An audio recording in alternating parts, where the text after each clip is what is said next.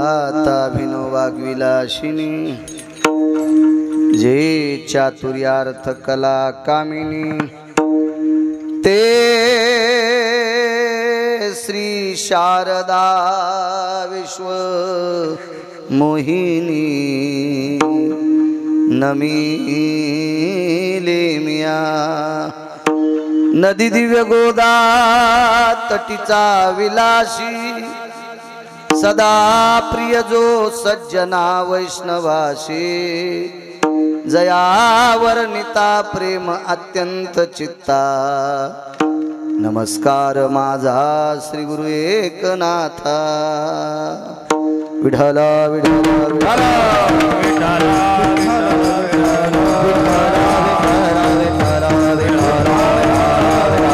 विठला भंग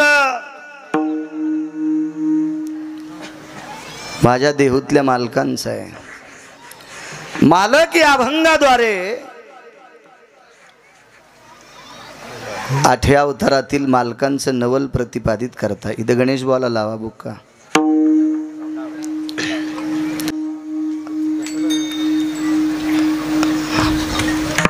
आठव्या अवतारातील मालकांचं नवल प्रतिपादित करतात. काय नवल केलं 8व्या अवतारातील मालकांनी. तुम्ही जेवढा आशीर्वाद देताल तेवढा बोलण्याचा प्रयत्न करेल. 4-2 पट्ट्या टाकल्या असत्यात लोक उन्हात बसले नसते. तुमचं काय ध्यान हे बी रोज इतके येत नसते ना. काय बाळाच्या कीर्तनात काय पैसे गवसत आहेत का? इतके कशाला याची वाटून वाटून याचं विठाला विठाला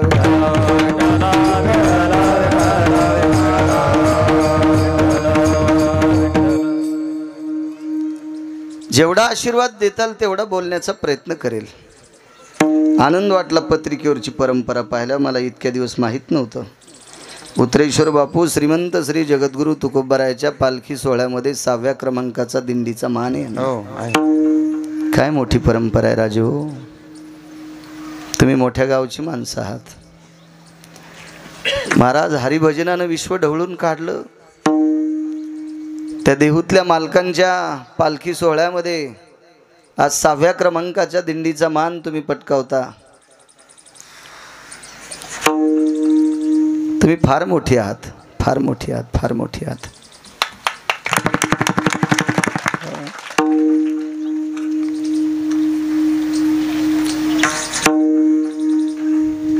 एक सोपं वाक्य सांगू का तुम्हाला? तुम्ही किती मोठे आहेत तुम्हाला नंतर कळन. आज मी जरी प्रयत्न केला तरी मलाही तो क्रमांक मिळत नाही. असेल मला महाराष्ट्र डोक्यावर घेऊन नाचत असेल त्याबद्दल दुमत नाही. म्हणजे लक्षात घ्या तुम्ही इतकी मोठी माणसं आहात. पण ज्याच्या गावाला गंगा त्याच्या गुडघ्याला सांगा. बऱ्याच लोकांना याचं महत्त्व कळत नाही. गावकऱ्यांनी याची दखल घ्या, दक्षता घ्या.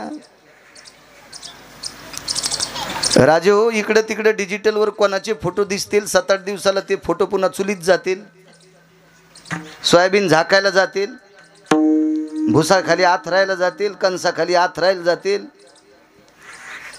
एखाद्या वळईवर झाकायला ते फोटो जातील, बॅनर तिकडेच जातील ना. ते बॅनर आहे हे किती दिवस राहते ते बॅनर. ह्या बॅनराच्या फोटोवर कडे बघून कुत्र्या तर शेपटी हालीत नाही.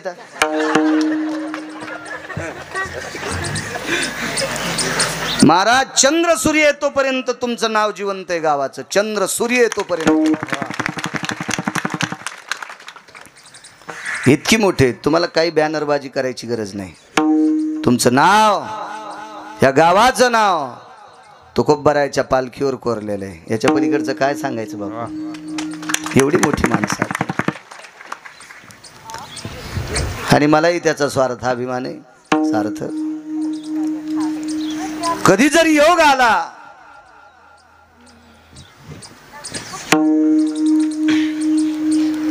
कधी जरी योग आला तर माझ्या परिसरातल्या दिंडीत मलाही 1-2 दिवस चालण्याचा योग येईल. मलाही त्याचा स्वाभिमान आहे. मोठी माणसं म्हणायचे गणेश बुवा, कोट्याधीश असेल त्याच्या उशाला बसण्यापेक्षा आपल्याच्या पायथ्याला बसावा. इतका स्वाभिमान. तुमच्या या परंपरेला गिरगावकराचा नाक घासून प्रणाम. मी वारकरी याच्याकरता मला आवडे. मी महिन्याचा वारकरी आहे. वाऱ्या सोडत नाही.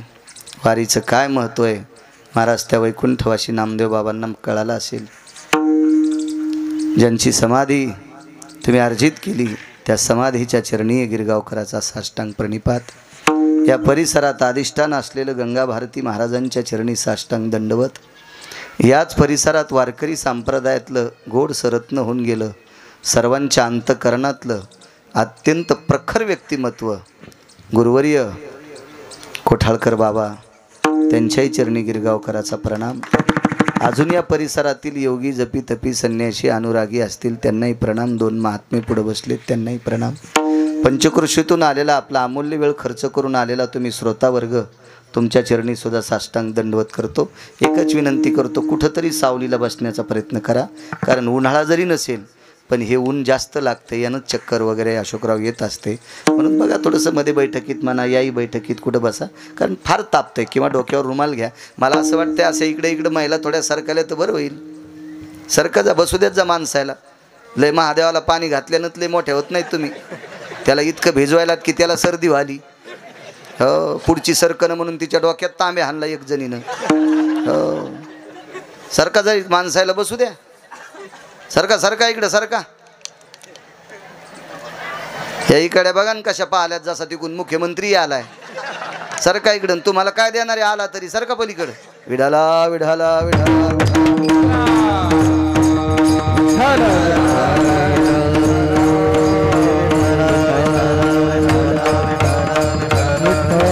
सरका पुढे पुढे सरका।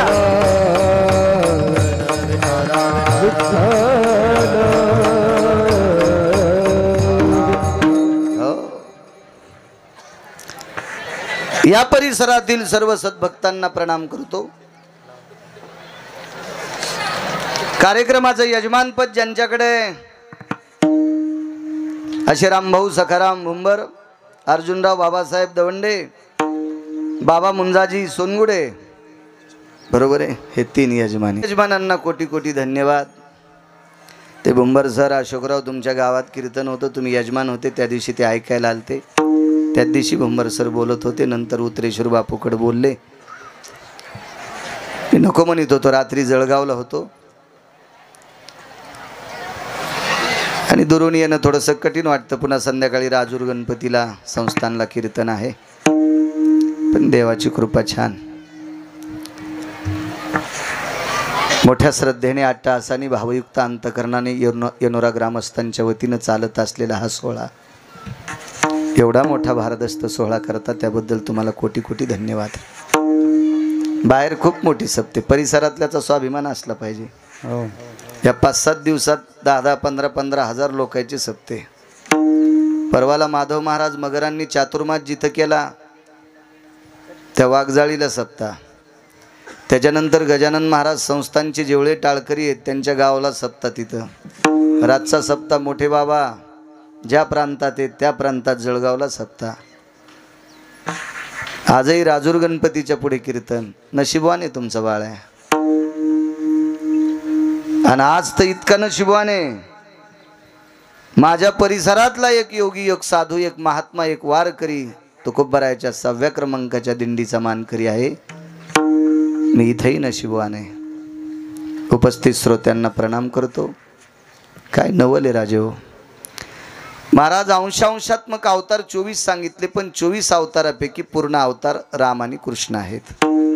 दुर्जनाचा येणे करोनी संहार, पूर्ण अवतार रामकृष्ण। राम आणि कृष्ण हे अवतार पूर्ण आहेत आणि पूर्ण गोष्ट साजरी असते।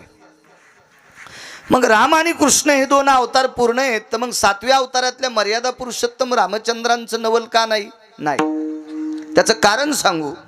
7व्या अवतारातले राम हे पांडुरंगच आहेत आणि 8व्या अवतारातले कृष्ण परमात्मा ही पांडुरंगच आहेत, विष्णूचाच अवतार आहे।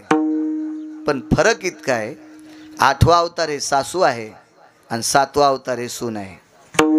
बोलिला वाल्मिक तैसे तिकारेला, बोलिला तैसे तिकारेला, वाल्मिक तैसे तिकारेला, बोलिला तैसे तिकारेला, वर्तनी नवीन मने दावा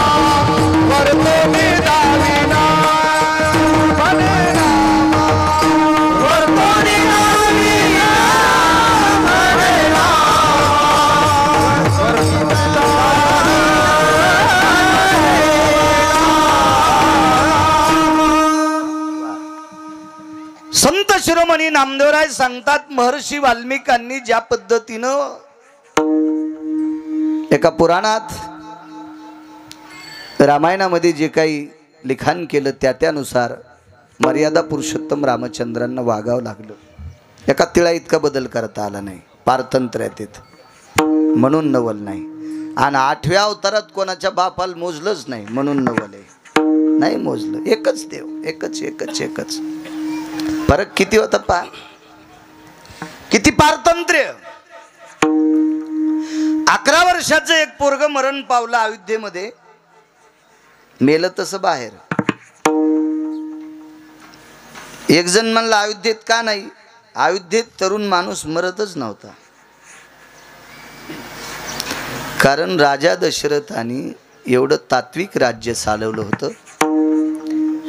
राजा अजराजांनी म्हणजे प्रभू रामचंद्राच्या आजोबांनी एवढं तात्विक राज्य चालवलं होतं. पुढे मर्यादा पुरुषोत्तम रामचंद्रांनी इतकं गोडसं राज्य चालवलं होतं. म्हणून त्या पृथ्वीची कृपा, त्या मातीची कृपा त्यांच्यावर झालती की एवढा मोठा राज्याचा कारभार जनतेचा चालवणारी राजे आहेत. यांच्या राज्यामध्ये तरुण माणूस मरता कामा नये. मरतच नव्हता.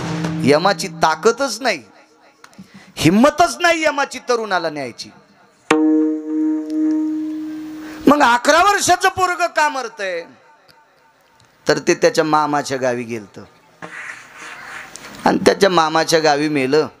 रातोरात घोड्यावर आडवं पोरग टाकलं आणि अयोध्येमध्ये ते पोरग आणलं अशोकराव. सकाळी चर्चा झाली. गावातल्या एका सात्विक सदाचारी पुण्यशील माणसाचं पोरग मेलं. काय करावं काय करावं काय करावं. फार प्रयत्न केला. सगळ्या लोकांनी विचार केला, अरे आपण नगरी कोणाची आहे. सूर्यवंशातले राजे मर्यादा पुरुषोत्तम रामचंद्र भगवान विष्णू परमात्म्याची नगरी आहे आणि यम तर यांचं ऐकतोय. आपण रामचंद्रांकडे घेऊन जाऊ. आणि तो मुलगा आणला. ते प्रेत पुढे टेकलं. प्रभू रामचंद्र आतमध्ये गेले. सुमंताला सांगून एक पांढरं वस्त्र घेतलं आणि त्या पोराच्या अंगावर झाकलं. नशिबवान असेल त्याला शेवटचं वस्त्र रामचंद्राचं भेटलं. मुठभर फुलं घेतले, मंजुळा घेतल्या आणि त्याच्या अंगावर टाकल्या आणि सांगितलं करा अंत्यविधी. पोराच्या घरातले म्हणले, प्रभू आम्ही तुमच्याकडे पूजा करायला नव्हतं आणलं, उठवायला आणलं होतं. नाही म्हणले, मला नाही उठीत आहेत, उठू शकत नाही मी. का. वाल्मिकानं लिहिलंच नव्हतं. आणि वाल्मिकानं जसं लिहिलंय त्याच्या व्यतिरिक्त जाताच येत नव्हतं. जाताच येत नव्हतं, जाताच येत नव्हतं. इतका नियम होता. म्हणून नवल नाही. चला थोडंसं पुढे. 8व्या अवतारात एका महाराजाचं पोरग समुद्रावर पोहायला गेलं आणि समुद्रात पावता पावता सेल्फी काढली. तेव्हा मोबाईल नव्हता हो. लय येडगळ सेल्फ्या काढता काढताच मरायलीत. कुठं सेल्फ्या घ्यावा काय कुठं घ्यावा पत्ताच नाही याचा. पत्ताच नाही. माय लोकाचा ऊस खुरपीती आणि तिच्या पैशावर हे भडवा 90,000चा मोबाईल वापरी तो हरामखोर. या लाच तरी वाटायला पाहिजे लोकायला मोबाईल दाखवायला. याची छाती नाही जळायची का ज्या खिशात मोबाईल ठेवला. आकलीचे कांदे हरपले. कशासाठी वापरावा, त्याचा फायदा काय, अमकं काय तमकं काय. काही नाही. मोबाईल मोठा घेऊ नका असं म्हणत नाही. लायकी आहे का आपली. आपल्याला त्याची गरज काय. दिवसभर जर रानात काम करत असेल तर त्याला मोठा मोबाईल काय करायचा. आणि कोणाला बोलू तू. आणि रानात काम करणाऱ्याचं कोण विचारतंय. हा 500 सोयाबीन क्विंटल का सोयाबीन उत्पन्न काढे जाण आडतीत कोणी विचारित तिला ऐकतील भाव. हा तर 10-5 क्विंटलवाल्यानं कशाला नाटकं करायची. कोण विचारतंय सरळ. कोण दुर्बळाचं विचारतंय. दुर्बळाचे कोण जगमानी दिवाचारा जगमानी दिवाचारा जगमानी दिवाचारा हे दुर्बळाचे कोण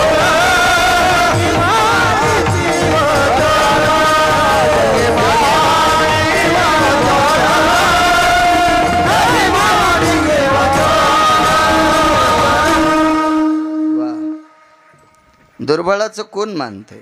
म्हणून मला असं वाटते पूर्वीच्या काळातली माणसं सर्वसामान्य परिस्थिती असल्यावर लाजून राहत होते. आता ज्याचा संध्याकाळचा ठिकाणा नाही का त्याचा लय भपका. त्याला वाटतं मला या भपक्यानं मानित असतील. अरे सोंबळ्या, भपक्यानं कोणी मानित नाही, गठुड्यामुळं मानतेत. धनवंता लागी सर्व मान्यता हे जगी. या भपक्यान कोणी मानित नाहीत. लोक पागल नाहीत भपक्यान मानायला. एक जणांनी कपडे इतके कडक घातले, शेजाऱ्याला घासल्यावर त्याचं अंग कापलं. तर पुढचा म्या मिळलं तो रक्त निघलं. म्हणलं मग रक्त निघू द्या हो, पण याचं शर्ट इतकं कडक येते. आरती याच्याकडे श्रीमंती किती आहे? म्हणलं काय नाही, याची माय 7 व्हायचा कापूस याचायला जाते. बापक्याला कोणी भूतीचारित नाही, भूतीचारित नाही. तरुण आहे ना, हे खपक्या मोबाईल घेण्यापेक्षा काम करी जा. जो 8 रुपयाचं दिवसभरात खातो का, त्यानं 80 रुपये संध्याकाळी घरी आणले पाहिजे. तो भारतात जगण्याच्या लायकीचा आहे. विठाला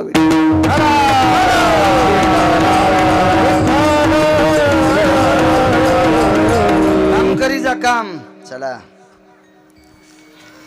एका महाराजाचा मुलगा समुद्रावर पोहण्यासाठी गेला.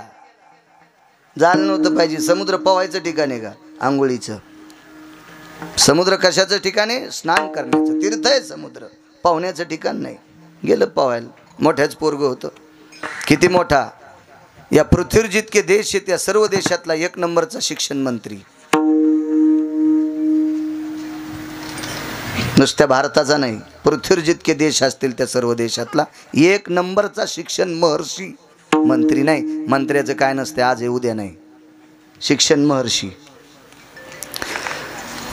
पृथ्वीवर जितके देश आहेत या सर्व देशातला 1 नंबरचा शिक्षण महर्षी. आणि एवढ्या मोठ्या बापाचं पोरगं पोहायला गेलं.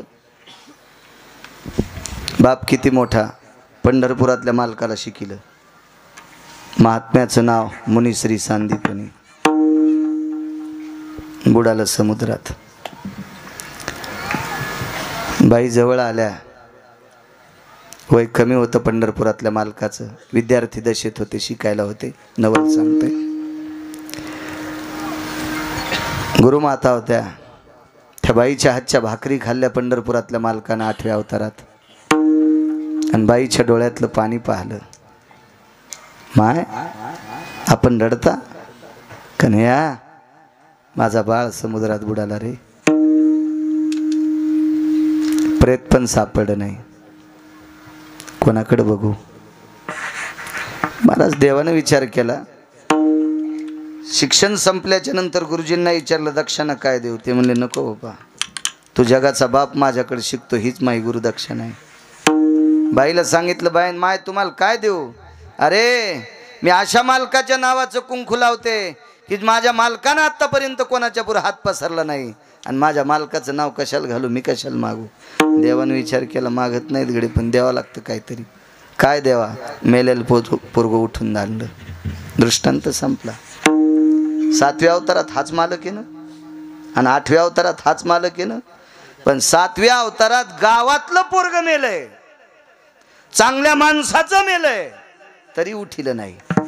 आणि 8व्या अवतारातलं चांगल्याच माणसाचं पोरगं होतं, पण गावाच्या बाहेरचं होतं, उठील तर. म्हणून मालक म्हणतात, नवल केवडे केवडे, नवल केवडे केवडे, नवल केवडे केवडे,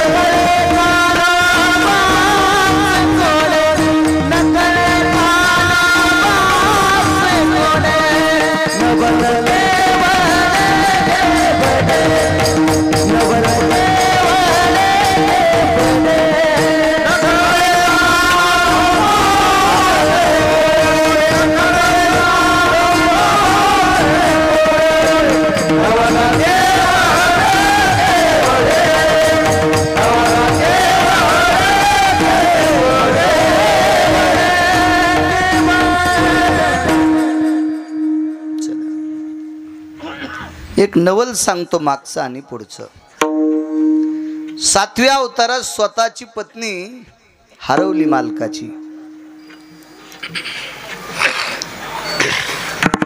विश्वाची मालकीन सीता आईसाहेब हरवल्या. शोध घेतला संन्याशानं. हेने सीता शुद्धी केली. मारुतीराय सारख्या महान विश्वाच्या पाठीवरल्या 1 नंबरच्या वारकऱ्यांनी आणि पृथ्वीवरच्या 1 नंबरच्या संन्याशांनी पंढरपुरातली मालकीन 7व्या अवतारात सापडून दिली. एक जण मला म्हणलं, महाराज मारुतीरायला 1 नंबरचा संन्याशी कसं काय म्हणता? म्हणलं तो काऊन दुखत? मला ते सांग ना, तो दुखत काऊन?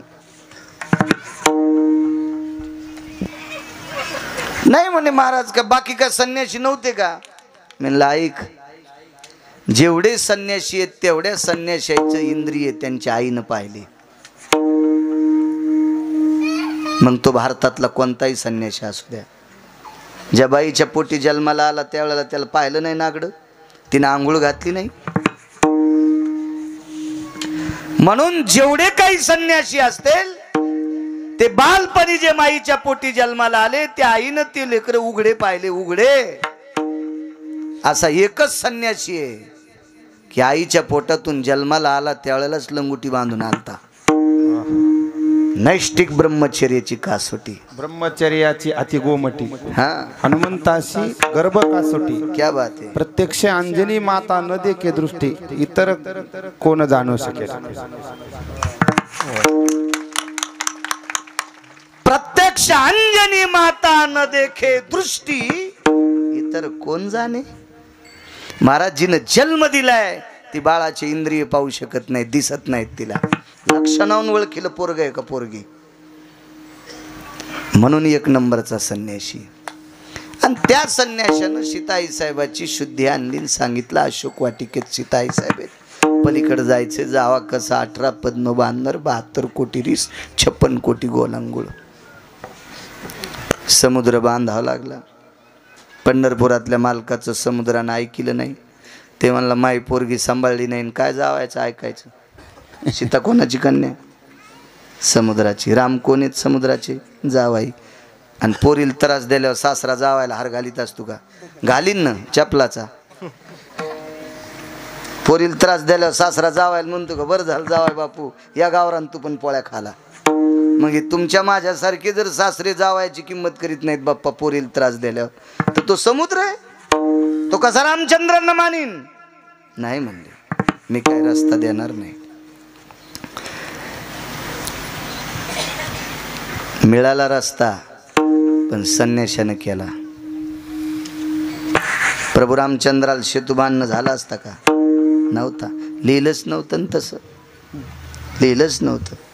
पण असे भक्त भेटले, काम केलं पण भाकरी पण खाल्ल्या नाही बापू.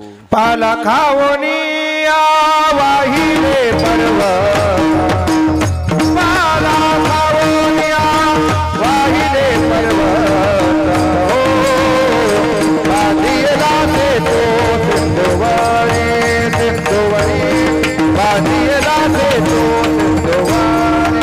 पाला खावणी वाहिले पर्वत, पाला खावणी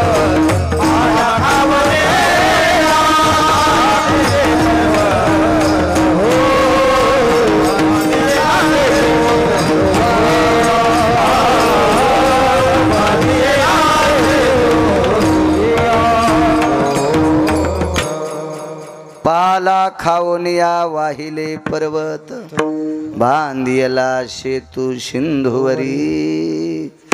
काम जरी केलं तर भाकरी मालकाच्या खाल्ल्या नाही, आणि भजन केलं तरी भाकरी खाल्ल्या नाही. केवळ वनीचे वनचर, पाले खावीर वानर, चारी मोक्ष त्यांचे किंकर, सवे सुरवर वंदिती. पालाच खाल्ला. आणि अशा लोकांच्या साह्याने समुद्र बांधला, लाखो पर्वतन दगड टाकून. पण पंढरपुरातल्या मालकाला चिमूटभर माती टाकता नाही आली. चिमूटभर. एक खडा टाकला तर बुडाला गेला. एक खडा टाकला तर बुडाला गेला. बघा नवल पुढचं. दगड चलत येत का? मातुडं चलत का वाळलेलं? नाही. वली माती पाण्यात वाहून वाळलेली चलती का? आणि दगड चलत येत का? महाराज पुढं आलं की स्वतंत्र कारभार. निवृत्तीनाथ, सोपानदेव, ज्ञानोबाराय, मुक्ताई साहेब भिंतीवर बसल्या. काय नवले. एक जण म्हणला भिंत चलत असती का? म्हणलं सुंबळेच कर तू. तो डोकं खराब झालं का? भिंत कुठं चलत असती का? चलत नसती, चलिली.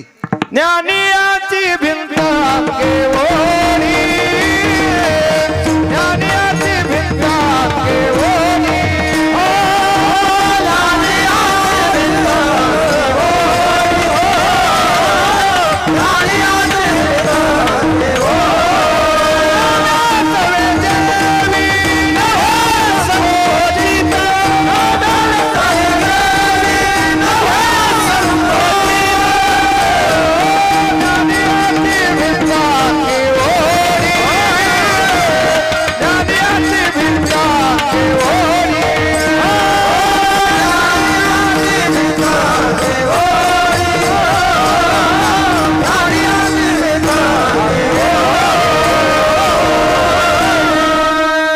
प्रसंग पा किती गोड आहे राजे हो. काय नवल आहे. पंढरपुरातल्या मालकानं एक पर्वत जर पाठीवर घेतला असता तर सगळी वानर पर्वतावर बसले असते आणि पुढं चलीत पर्वत लंकेत नेला असता. लिहिलं नाही वाल्मिकानं. पारतंत्र्यातला अवतार आहे. आणि इकडं अंगातलं शर्ट काढ आणि भिंतीच्या खाली पाठ लावली. ज्ञानियाची भिंत अंगी ओढी. मग असं तिथं वाढता येत नव्हतं का? नाही. इकडं वळडय नवल केवळे केवळे नवल केवळे केवळे नवल केवळे केवळे नवल केवळे केवळे. नकळे कानो माझे गोडे नकळे कानो, नकळे कानो माझे गोडे नकळे कानो माझे, नकळे कानो माझे गोडे नकळे कानो. बाब आहे महाराज. किती नवले, किती नवले. इंद्रजित कोण होता? रावणाचा मुलगा आणि लक्ष्मणाचा जावाई. गोड नातं. इतकं कोमल नातं असतं का गणेश बुवा? जावाई सामान्य नातं आहे. आणि मग लक्षात आलं आता प्रयत्न काय करायचे. पंढरपुरातल्या मालकाला सांगितलं, आपलं मर्यादा पुरुषोत्तम रामचंद्रांना सांगितलं, दादा आज युद्धामध्ये मुलीच्या कपाळावरचं कुंकू पुसलं माझ्या हातानं. मी जावाई मारलाय. अप्रसन्न चेहरा शेषाचा बघितला. सुलोचना लक्ष्मणजीची कन्या होती. लक्ष्मणजी शेषाचा अवतार आहेत. काय प्रयत्न केले प्रभू रामचंद्रानं? वाटेल ते प्रयत्न केले. पण हे सगळे प्रयत्न करत असताना मारुतीरायाने एक रामायणातला श्लोक लिहून आणला आणि पुढं टाकला आणि म्हणले, मालक काही प्रयत्न करू नका, तुमच्याच्यान जावाई उठत नाही. बोलीला वाल्मिक. किती जीवन गोड पुढचं बघा. शिवजी कासार नावाची एक व्यक्ती होऊन गेली. तुकोबरायचे टाळकरी होते ते. तुकोबरायचे श्रोता होते लक्ष्मण बुवा. तुकोबरायचे श्रोता होते ते.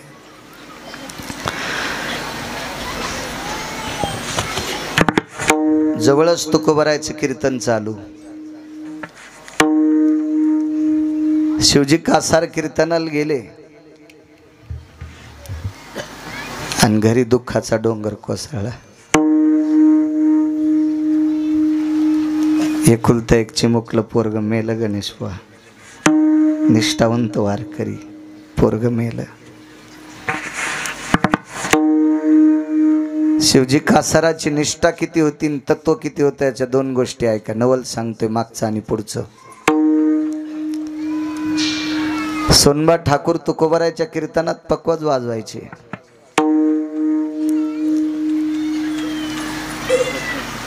काय पुण्यवान असतील व सोनबा ठाकूर, त्यांना तुकोबरायचं भजन वाजवायला भेटायचं. एक वाक्य सांग का तुम्हाला, पक्वात किती चांगला वाजिता येतोय त्याच्यापेक्षा कोणाला साथ करतो याला महत्व आहे. एक जणाच्या हातामध्ये प्रत्यक्ष गंधर्वाची कृपा, इंद्राची कृपा. इंद्र म्हणजे वाद्याची देवता आहे, पण तमाशात ढोलकी वाजित होता.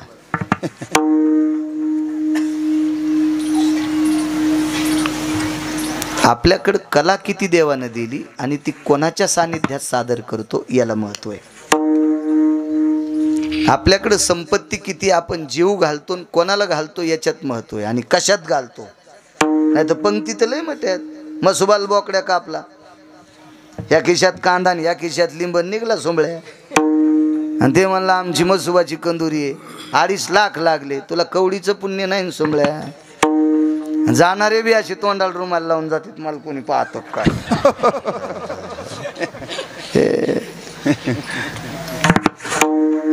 हे ऊस कुरतडून आलेली कुले आपण कुठं उडवतो याचं महत्व आहे.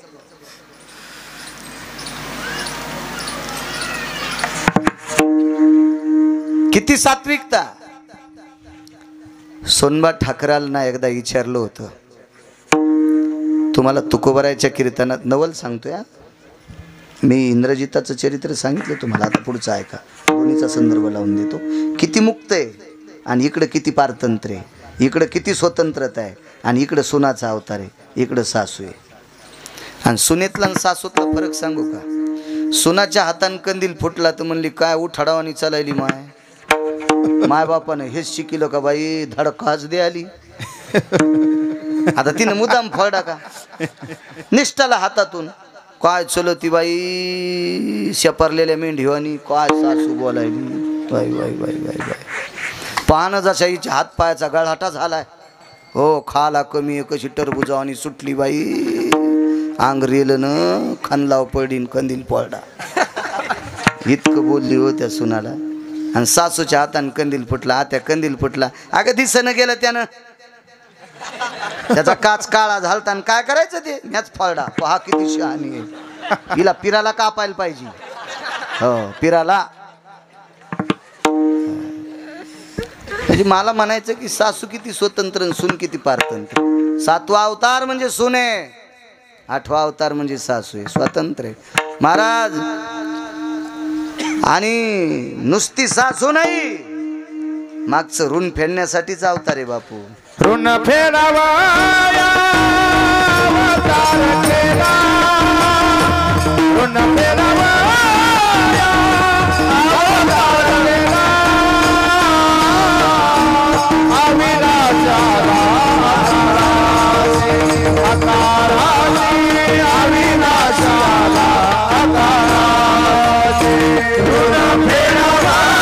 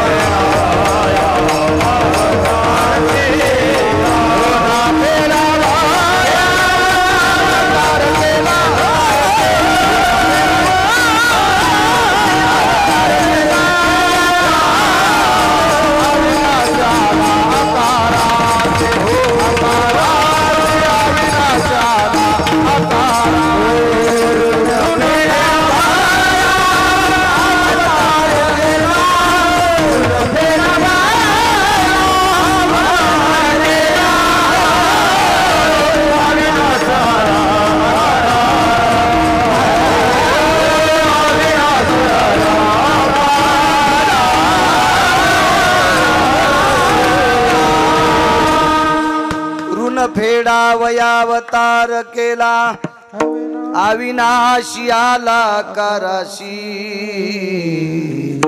मागचं कर्ज करून ठेवलं होतं, ते कर्ज फेडता येत नव्हतं, वाल्मिकानं लिहिलं नाही, ते कर्ज पुढं सासू होऊन फेडलंय. असं येतेत ते सगळे. असं इकडे माझ्याकडे बघा ना, ते इथंच बसायला आलेत ते. या बसता येते, बसू द्या. एक दोघं बसा, बाकीचे जिथली तिथे बसा ना. ते शेवटच्या मंगलाष्टकाला येणारे सगळं इचकून टाकीत असते. बसा जिथे जागा, बस. या बया साहेब इकडून या. कीर्तनात कोणाला सरकिलं नाही पाहिजे, सगळे सारखे असतात, मंत्री जरी आला तरी. कारण वारकरी असतात, कोणाचा अपमान करू नका. विठाला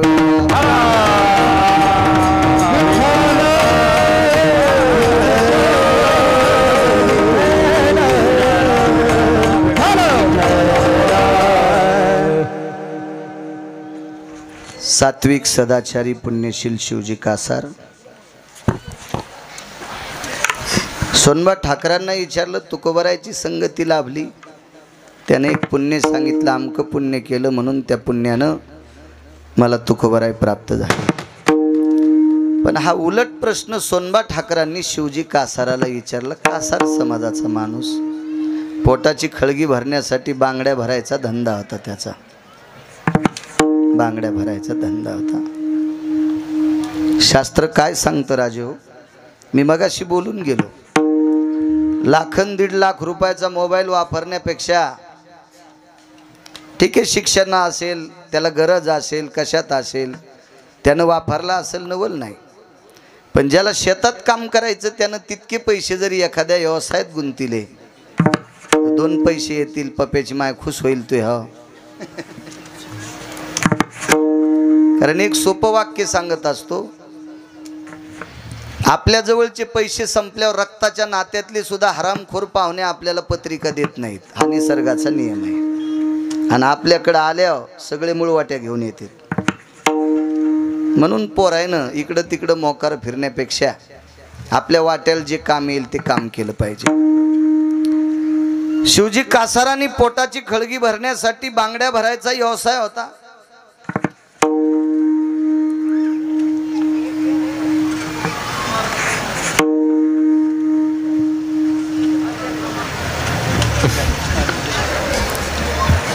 सोनबा ठाकरांनी विचारलं, तुम्ही बांगड्या भरता? हो. तुकोबरायचं भजन ऐकता, कीर्तनात टाळ घेऊन उभं राहता.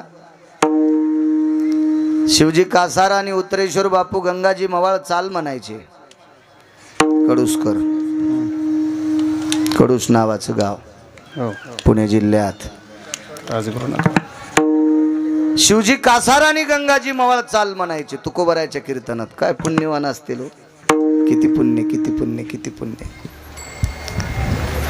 आणि विचारलं, तुम्हाला एवढा मोठा आदर, एवढा मोठा महात्मा कसा सापडला? वाक्य गोड वापरलं. शिवजी कासारानं सांगितलं, सोनबा ठाकूर, मी जिच्यासोबत लग्न केलंय ती स्त्री ओघळता जगात सौभाग्याचा चुडा महाराष्ट्रातल्या बायकांना भरत असताना, जी वयानं मोठी आहे तिला माय म्हणतो, जी कमी वयातली आहे तिला बहीण म्हणतो, आणि जी फार कमी वयातली आहे तिला लेक म्हणतो. आणि हे पुण्य माझ्या पदरात पडलं म्हणून मला तुकोबराय सापडे. आपल्या संप्रदायात अभ्यास किती ते बघायचं नाही, आचरण किती चांगलं आहे ते बघायचं. एक जण म्हणला, मला गाता चांगलं येते. गाता तर तमाशातल्याला बी येतं बाय साहेब. अजूनही म्हातारी बोटं वाजितीत गाणं लागल्यावर. 90 वर्षाची गुडघ्यावर बोटं वाजितीत जुने गाणे, त्याला गाता येत. गुलजार नावाचा मुस्लिम समाजाचा माणूस होऊन गेला. अशोकराव त्याला ऑस्कर पुरस्कार भेटला. आतापर्यंत आपल्या काय केलं भेटला का बापू? ऑस्कर पुरस्कार हा जागतिक लेवलचा असतो. बऱ्याच लोकांना भेटला फिल्मी सृष्टीतला. गुलजार हा मुस्लिम समाजाचा गायक होता, पण तोही पांढऱ्या कपड्यावर तिथे गेला. ते सुटाबुटात जात नाही. म्हणला याच कपड्यावर मी गाजलोय, मी दुसऱ्या कपड्यावर येणार नाही तुमच्या. मग फिल्मी सृष्टीतला गायक जर इतकं तो पाळतो तर आपल्या पॅन्ट टिकावून घाला. काय होतं, आपल्याला धोत्र नेसलं कीर्तनापुरते का इचू घुसते का ओळिंबा लागतो हातापायाला? सप्त्याला दम नाही, भागवतायला दम नाही, कीर्तनायला दम नाही. याचं महत्त्व काय माहिती आहे का? व्यक्ती स्वातंत्र्य आहे भारतामध्ये. कोणी कसं वागा, पण इथं नका वागू विठाला विठाला.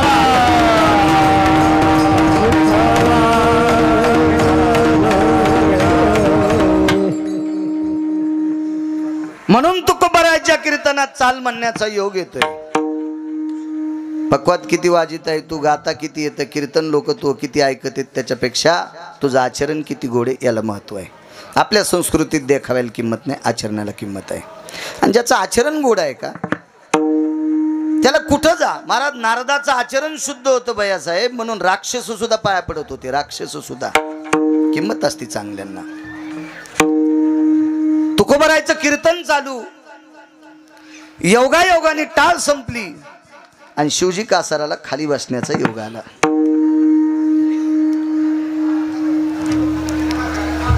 त्या दिवशी शिवजी कासारावरचा जो दिवस होता तो अत्यंत बिकट होता. त्या दिवशी शिवजी कासारांचा चिमुकला मुलगा मृत्यू पावला. शिवजी कासार कीर्तनात बसलेले आहेत. शिवजी कासाराच्या पत्नीनं मांडीवर पोरग घेतलं, रडू लागली. बघता बघता शेजारनी पाजारनी सगळ्या जमा झाल्या. काय झालं? माझं बाळ गेला म्हणे. वा, मालक कुठे आहेत तुमचे? तुकोबारायचं कीर्तन काही अंतरावर आहे, 2-3 किलोमीटर इथं गाव आहे. तिथं तुकोबारायचं कीर्तन आहे, कीर्तनासाठी गेलेत. ते येईपर्यंत अंत्यविधी थांबवायची. शिवजी कासाराची पत्नी इतकी सात्विक होती.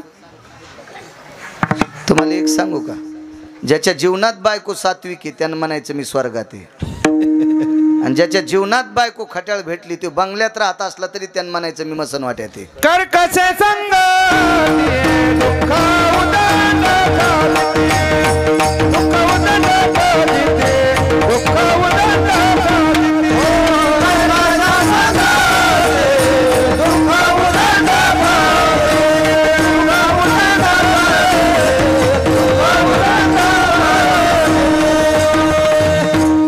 कर्कश बायको असली की जीवनात उदंड फजिती असती. आम्ही घोडी घेतली गणेश बुवा, शेतात जाल, दुसरा नाद नाही काही. मग शेतात जाला घोडी, त्या घोडीवर बसलो. ते म्हणला घोडी चांगली, पहिली दुसरी तिसरी तिन्ही चाली चांगल्या होत्या. त्याला 10-11 हजार रुपये इनाम द्यायला. मस्त घोडी होती, आहे की नाही बाप्पा? त्या घोडीवर बसलो मी आयटीत. पण त्या घोडीली एक खोड होती, ती लोंबकळलेल्या बोरी खालून चलत होती. रिकिबीत पाय गुतला नाही, उडी हाणली भयासाहेब म्हणून जमलं नाही तर थुत्तरवर बरडा असतं. वैकुंठवासी बापसाहेब मालकाचा शब्द आठवला, आंधळ घोडीशे पायंदळ भाला, आंधळ घोडीशे पायंदळ भाला ना अवकुसळ बायको शरण का भाला. काय करायचं? आणि तुम्हाला वाटतं का पैशावाले सुखी असतात बायकाय ना? विद्यमान कलेक्टर भेटलं मागच्या 15 दिवसात, फक्त नाव सांगून. कोणाच्या अंगाव गावऱ्या नाही टाकल्या पाहिजे ना. आपण त्यासाठी आहेत का? कोणाची वाभाडे काढू नये. जिल्हा ताब्यात, जिल्हा ताब्यात. 92 एकर जमीन बापान कमिली, पोराल कलेक्टर केलं, जिल्हा ताब्यात. डोळे भरून आले. म्हणलं काय झालं साहेब? काय नाही महाराज, 7 दिवस जनतेची सेवा करतो आणि सुट्टीच्या दिवशी आईबापाकडे जावा तर 14 वर्ष झालं बायको जाऊच देईन. काय वाटूळ असन ती, लय वाटूळ येत बाबा काही काही. हो, चांगले चांगले झाडं पाडे काय काय वाटूळ. हां, अहो 2-2 ट्रॅक्टरच्या ट्रॉल्या आंब्याच्या भरल्या. इतके आंबे उतरले आणि वाटूळ आली ना, आंबा बुडातून पालथा केला. काय वाटूळ? जिल्हा ताब्यात, जिल्हा ताब्यात. पंक्चर करून टाकला नवरा बायकोनं, पंक्चर. किती संसारात सुख आहे का त्याला? ती म्हणली 7 दिवस लोकांची सेवा करतो ना 8व्या दिवशी मायबापाकडे जातो. माया संकशाला लग्न केलं तुन हे. कलेक्टरला म्हणली बायको, कलेक्टरला. शिवजी कासाराची बायको सात्विक होती महाराज. किती सात्विक आहे का पुढे. माझ्या माईनो पांडुरंगाला मंजुळा वाहिल्यानं महादेवाला पाणी वाहिल्यानं लय मोठे पण येत नसतं. तुम्ही नवऱ्याला किती जीव लावता याच्यात तुम्ही मोठे आहात. नवऱ्याच्या पाया पडत नाही, महाराजाच्या पाया पडती. तू ह्या पापानं महाराज धोत्रा सगळं जळण चालती महाराजाच्या पायाला कपाळ घासायला. हे मला नाही कीर्तन असं. तुम्हाला आवडलं असं कीर्तन. मी काय तुमचं काय रोजदार आहे काय? का सुमळ्या गिमळ्या थोड्या चोंभाळ्या थोडाचे? मला नाही. तुम्हाला आवडलं असं कीर्तन. तुमच्या अंडरवेली बनेल धुवाल नाही आलो. मग वर्षाल पटेल असं कीर्तन. हे यायला पटेल हे तर उद्या मला साडी नेसून नाचितील. ते ना ज्यायला पैशाचा जोर आला त्या हरामखोरानं परमार्थाचं मात्र केलं. कोणाला बोलून त्याला पैसे द्यालेत. तुमच्या घराला कुलूप लागन, कुलूप विठाला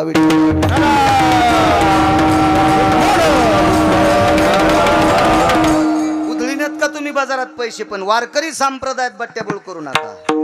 हा संप्रदाय कष्टानं लोकांनी सांभाळलाय. मागच्या महाराज शिळे मधुकरीचे तुकडे 3-3 दिवसाला पाण्यात भिजून खाल्लेत जुन्या लोकांनी, आणि संप्रदाय इथपर्यंत आणलाय. आणि कालपारच्या पैशावाल्याने म्हशीच्या गळ्यातला ढोण्या करून टाकलाय. कुलप लागते घराला कुलप. विठाला विठाला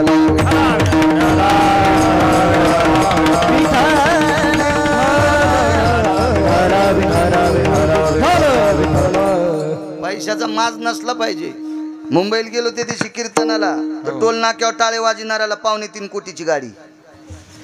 टोल नाक्यावर टाळ्या वाजणारा 2.25 कोटीच्या गाडीत बसतोय, आणि आपण कशाला अशा उड्या हाणायच्या कोकण्या म्हशिवानी. इतकं जग पुढं गेलंय. हा पैशाचा माज कुठं नाही उतरला पाहिजे. देवापाशी लिंता असली पाहिजे. विठाला विठाला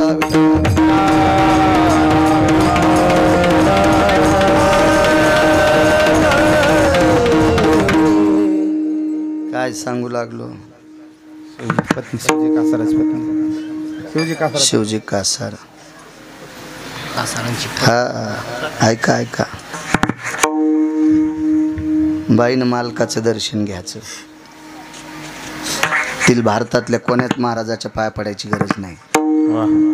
आणि जी नवऱ्याच्या पडत नसेल ना, तर तिनं कोण्यात देवाकडे गेली तरी देव तिच्याकडे पाहणार नाही. त्याच्या गोळ्या नाही संपल्या. आणि नवऱ्याच्या पाया पडत असेल तर तिची देवावरी सत्ता. नैवम गिरगावकर लिखितम किंवा नैवम गांजा कसम लिखितम. मालकाचं वाक्य इतक्या मोठ्या आहेत तुम्ही, इतक्या मोठ्या सोंग करी जाऊ नका. सजी अलंकार व्रतार वा वा वा हरी भोगीता हरी भोगीता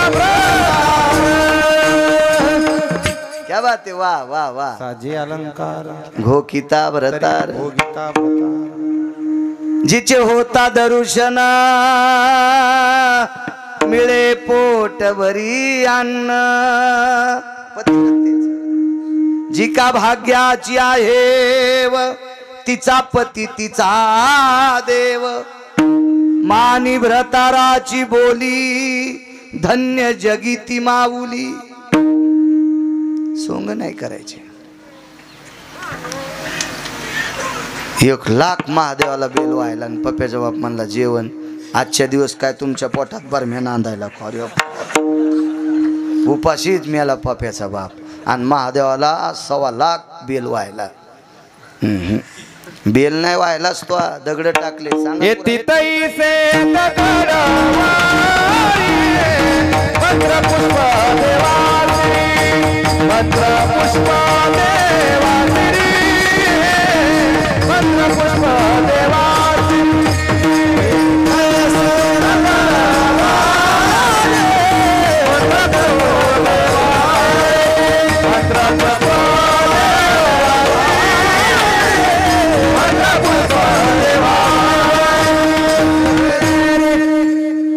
माझं वाक्य काय. आपण जर नीट वागत नसेल तर आपल्या परमार्थाला काय किंमत नाही. वागण्याला किंमत असते माझ्या माहिनो. वागण्याला नवऱ्याला मालक म्हणजा. जा मालक नवऱ्याला. कधी कधी धनी म्हणीत जा. नवऱ्याला धनी म्हणणार बाई आहे, तिच्या चपलाचं मंदिर बांधतो मी. हे म्हणत्यान मेला आमच्यावर दगड का टाकायला. त्याचं कारण सांगतो भैयासाहेब.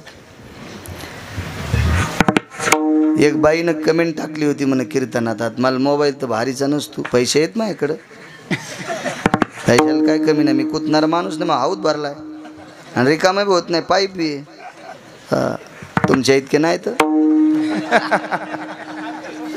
नाही नाही नाही, हे सगळे नाटकं असतील. तुमच्या कागदावर दाखवलेल्या संपत्त्या त्याच्या 500 पटी 1000 पटीनं पुढं असतात. ते यायला कळत नाही, वान्य राहायला मला कळत नाही. मी महाराष्ट्रातला एक पुढारी पाहिला नाही जवळून जाऊन, असं पुढारीच नाही राहायला. कारण तुम्ही जनतेचे असताल, मी विटेवरच्या मालकाचा सेवक आहे, मी तुम्हाला चांगलं चला पैसे झाकायचं तुमच्याकडूनच शिकलं पाहिजे. हे आमची येडी बोंबलं तित कीर्तनात.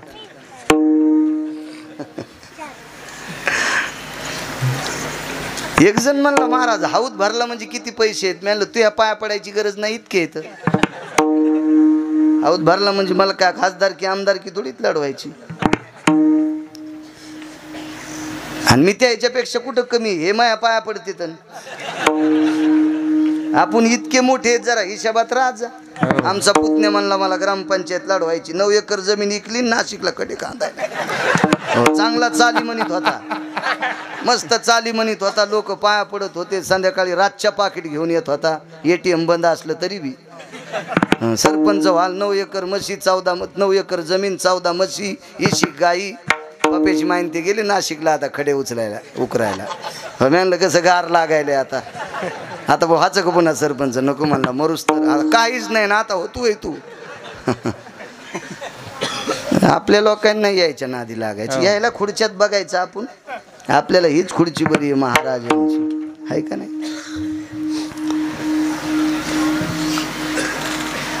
मालकाच्या दर्शनात सर्व पुण्य. चला मुलगा वारला. शेजारणीनं कानात सांगितलं शिवजी कासाराच्या पत्नीच्या. बाई सात्विक होती हो. नवऱ्याचा आदर करणारी होती. पण शेजारणीनं कानात औषध टाकलं. काय तू ह्या नवऱ्याला कळतं का. उठलं की सुटलं तुकाराम महाराजाचं कीर्तन. पोरग मरायले घरी ताप आली त्याला काही कळलं नाही. त्याच्याकडे खांद्यावर पोरग घेतलं. तुकोबरायच्या कीर्तनात बाई आली. नवल सांगतो इंद्रजीत उठीला नाही. इंद्रजीत जावाई होता भैयासाहेब पंढरपुरातल्या मालकाचा. मेल्यावर उठीला नाही. पुढचं नवल पहा. आणि मग कीर्तनात काही ठराविक मावल्या बसलेल्या होत्या. तुकोबरायच्या कीर्तनाला गर्दी कसली आली. ते काळ इंटरनेट नव्हता, मोबाईल नव्हता, काय नव्हता, स्पीकर नाही, लाईट नाही, मशाल लावलेली, 14 टाळकरी. पण योग इतका होता महाराज. श्रोते कमी होते पण दर्जेदार होते. तुकोबरायच्या कीर्तनात मंबाजी गोसाई बसत होते. मंबाजी गोसाईला उठवायला सकाळी शिवशंकर येत होते. कानात शंख वाजित होते. उठा. आपल्या स्वप्नात तरी शंकर आहेत का. इतके मोठे मंबाजी गोसाई. अनगडशा फकीर तुकोबरायच्या कीर्तनात. कोण फकीर. दुकानात धुपन काढत होते हो का. अनगडशा फकीर ज्या भागात पाऊस पडत नाही त्या भागात चिमटा वाजल्याबरोबर पाऊस पडत होता. ला इलाही ला इल्ला ला इलाही ला इल्ला ला इलाही ला इल्ला ला इलाही ला इल्ला. ज्या भागाकडे तोंड केलं त्या भागात पाऊस पडत होता. ब्रह्मवेत्याच्या अधिकाराचा को फकीर तुकोबरायच्या कीर्तनात बसलेला. त्याच्या डाव्या मांडीला मांडी देऊन 5व्या क्रमांकाचा राजा. 5च राजे झाले भारतात. फक्त 5. आणि एक राजा कृतायुगात झाला. त्याचं नाव आहे चक्रवेन. त्याच्यानंतर 5 राजाच्या नंतर राजा झालाच नाही भारत देशाला. एक राजा कृष्ण, दुसरे विदुर, तिसरे कणक आणि 5वा रयतेचा राजा छत्रपती शिवाजी महाराज. 5 राजे. 5. छत्रपती शिवाजी महाराजांनाच राजे का म्हणता आलं. कारण तुकोबरायची कीर्तनं ऐकून, पायकीचे अभंग ऐकून जनतेची सेवा कशी करावी ही छत्रपती शिवाजी महाराजांना कळाली. म्हणून 5वा क्रमांक छत्रपती शिवाजी महाराजांचा लागला. आणि हा रयतेचा राजा, धर्मनिरपेक्ष राजा. महाराज क्रमांक हा कोणाला येत नसतो. ठीक आहे. आमच्या मित्राला आदर्श रिकामी जागा पुरस्कार द्याला. रिकामी जागेतलं सांगत नाही, माईक चालू आहे. आदर्श रिकामी जागा राज्यपालांनी पुरस्कार दिला. आणि 19व्या दिवशी आमचा मित्र लिव्हर फुटून मेला. इतकी दारू पित होता. राज्यपालाचा काय दोष आहे. ह्या मधल्या सुंबळ्याचा दोष आहे पाठपुरावा करणाऱ्याचा. राज्यपालाला काय माहित होते एकच हे जे खालची देत होते का कागदपत्र. मग मला सांगा 19व्या दिवशी ज्याचा पोट फुटून दारूनं मरतोय त्याला आदर्श पुरस्कार देणं हे किती मूर्खपणाचं टोक आहे. पुरस्कार कोणी द्याला आणि कोणाला द्याला याला महत्व आहे. याला महत्व आहे. कुठं कसल्याही पुरस्काराला किंमत नसती. चला काय सांगू लागलो. शुभ कासार. रयतेच्या राजाला 5वाच क्रमांक का याच्यावर म्हणतोय मी. महाराज ही तुकोबारायची संलग्नता आहे. तुकोबारायने दिलेला क्रमांक की राजे, तुकोबारायने राजेंनी विचारलं, तुकोबाराय मला एवढं का मानता, पुन्हा तुमच्या नंतर राजा होणे नाही. एक सूत्र सांगतो तुम्हाला, एकच सूत्र. तसे 27 सूत्र आहेत छत्रपतींचे, तुकोबारायने ओवलेली बरं का. तुकोबाराय मी भंगेरीचे कधीच सांगणार नाही, मला आवडतच नाही. एक तर वाचून सांगतो, अन्यथा चांगल्यांचं सांगतो, मधल्या बाजाराचं सांगत नाही. गरज बी काय. तर एक सूत्र होतं, कल्याणच्या सुभेदाराची सून.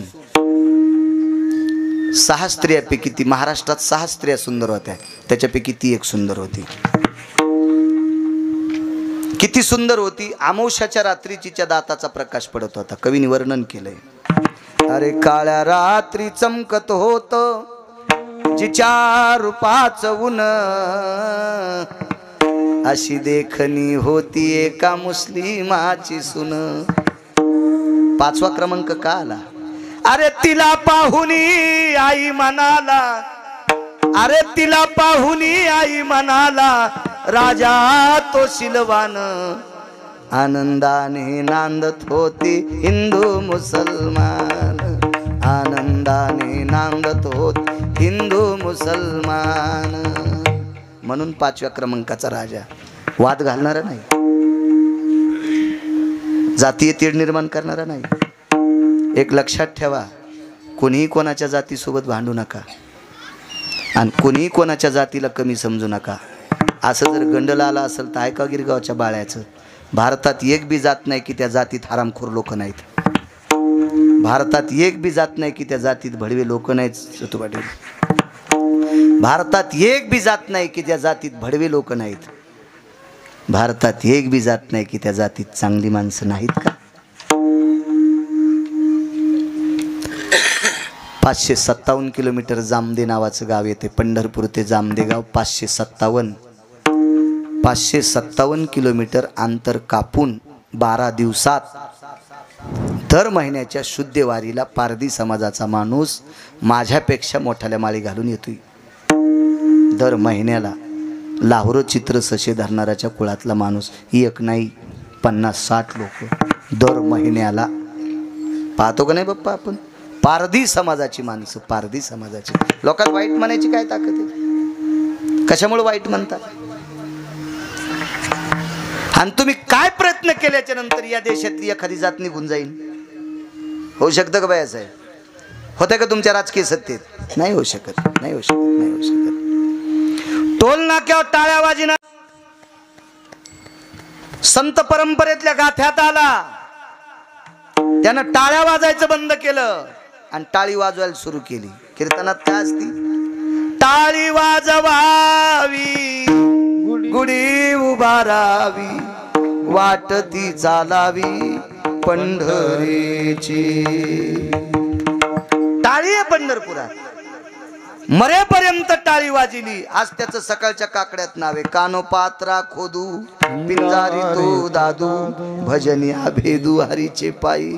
अशोकराव चांगला वागणारा कोणाही जातीत असो. सज्जन नावाचा खाटीक काय खवाई कित होता का. कशाला पिढी इकीन बाया साहेब तू. तो मास शिकित होता, पण सकाळच्या काकड्यात त्याचं नाव आहे. का. तो इमानदारीने वागत होता. बुट शिवणारे रविदास महाराज, या ईदभर पोटाची खळगी भरणारे संत रविदास महाराज बुट चपला शिवायचे. आज किती लोक त्या आता चालू आहे ना सध्या कुंभ प्रयागराजला किती लोक गेलेत. हो, इशीच तोटे खिशात घालूनच गेले. हो, आणि तोटा खाऊन प्रयाग मध्ये थुक तू. ह्यो प्रयाग मध्ये खडा खाणून जरी पुरला त्याला मोक्ष आहे का. काही निमित्त आहे का नाही त्या प्रयाग. अहो कुंभ तिथं भरत असतोय. तिथे राजा बळीने हरण केलेला अमृताचा कलश ज्या ज्या ठिकाणी टेकला तिथं कुंभ भरत असतो. संपवायचं का. येरी टेकायलेत का संपवायचं. मला सांगा तसं. हो ना. टेका टेका टेका टेका टेका.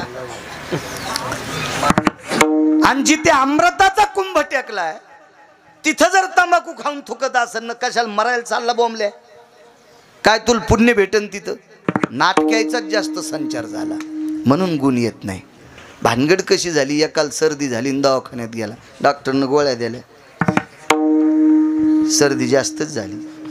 पुन्हा तिसऱ्या दिवशी डोस वाढीला तरी जास्तच झाली. डॉक्टरनं सांगितलं माणसाचा संपला, आता म्हशीचा राहिलाय. पण कंपाऊंडर म्हणलं हे मरण म्हशीचा डोस द्यायला. मग म्हणले याची सर्दी राहीन कशी. कंपाऊंडरनं बाजूला घेतलं आणि म्हणले सर्दीच्या गोळ्या खाल्ल्यावर काय खाता. म्हणलं मला लेचीच आवडत त्यात.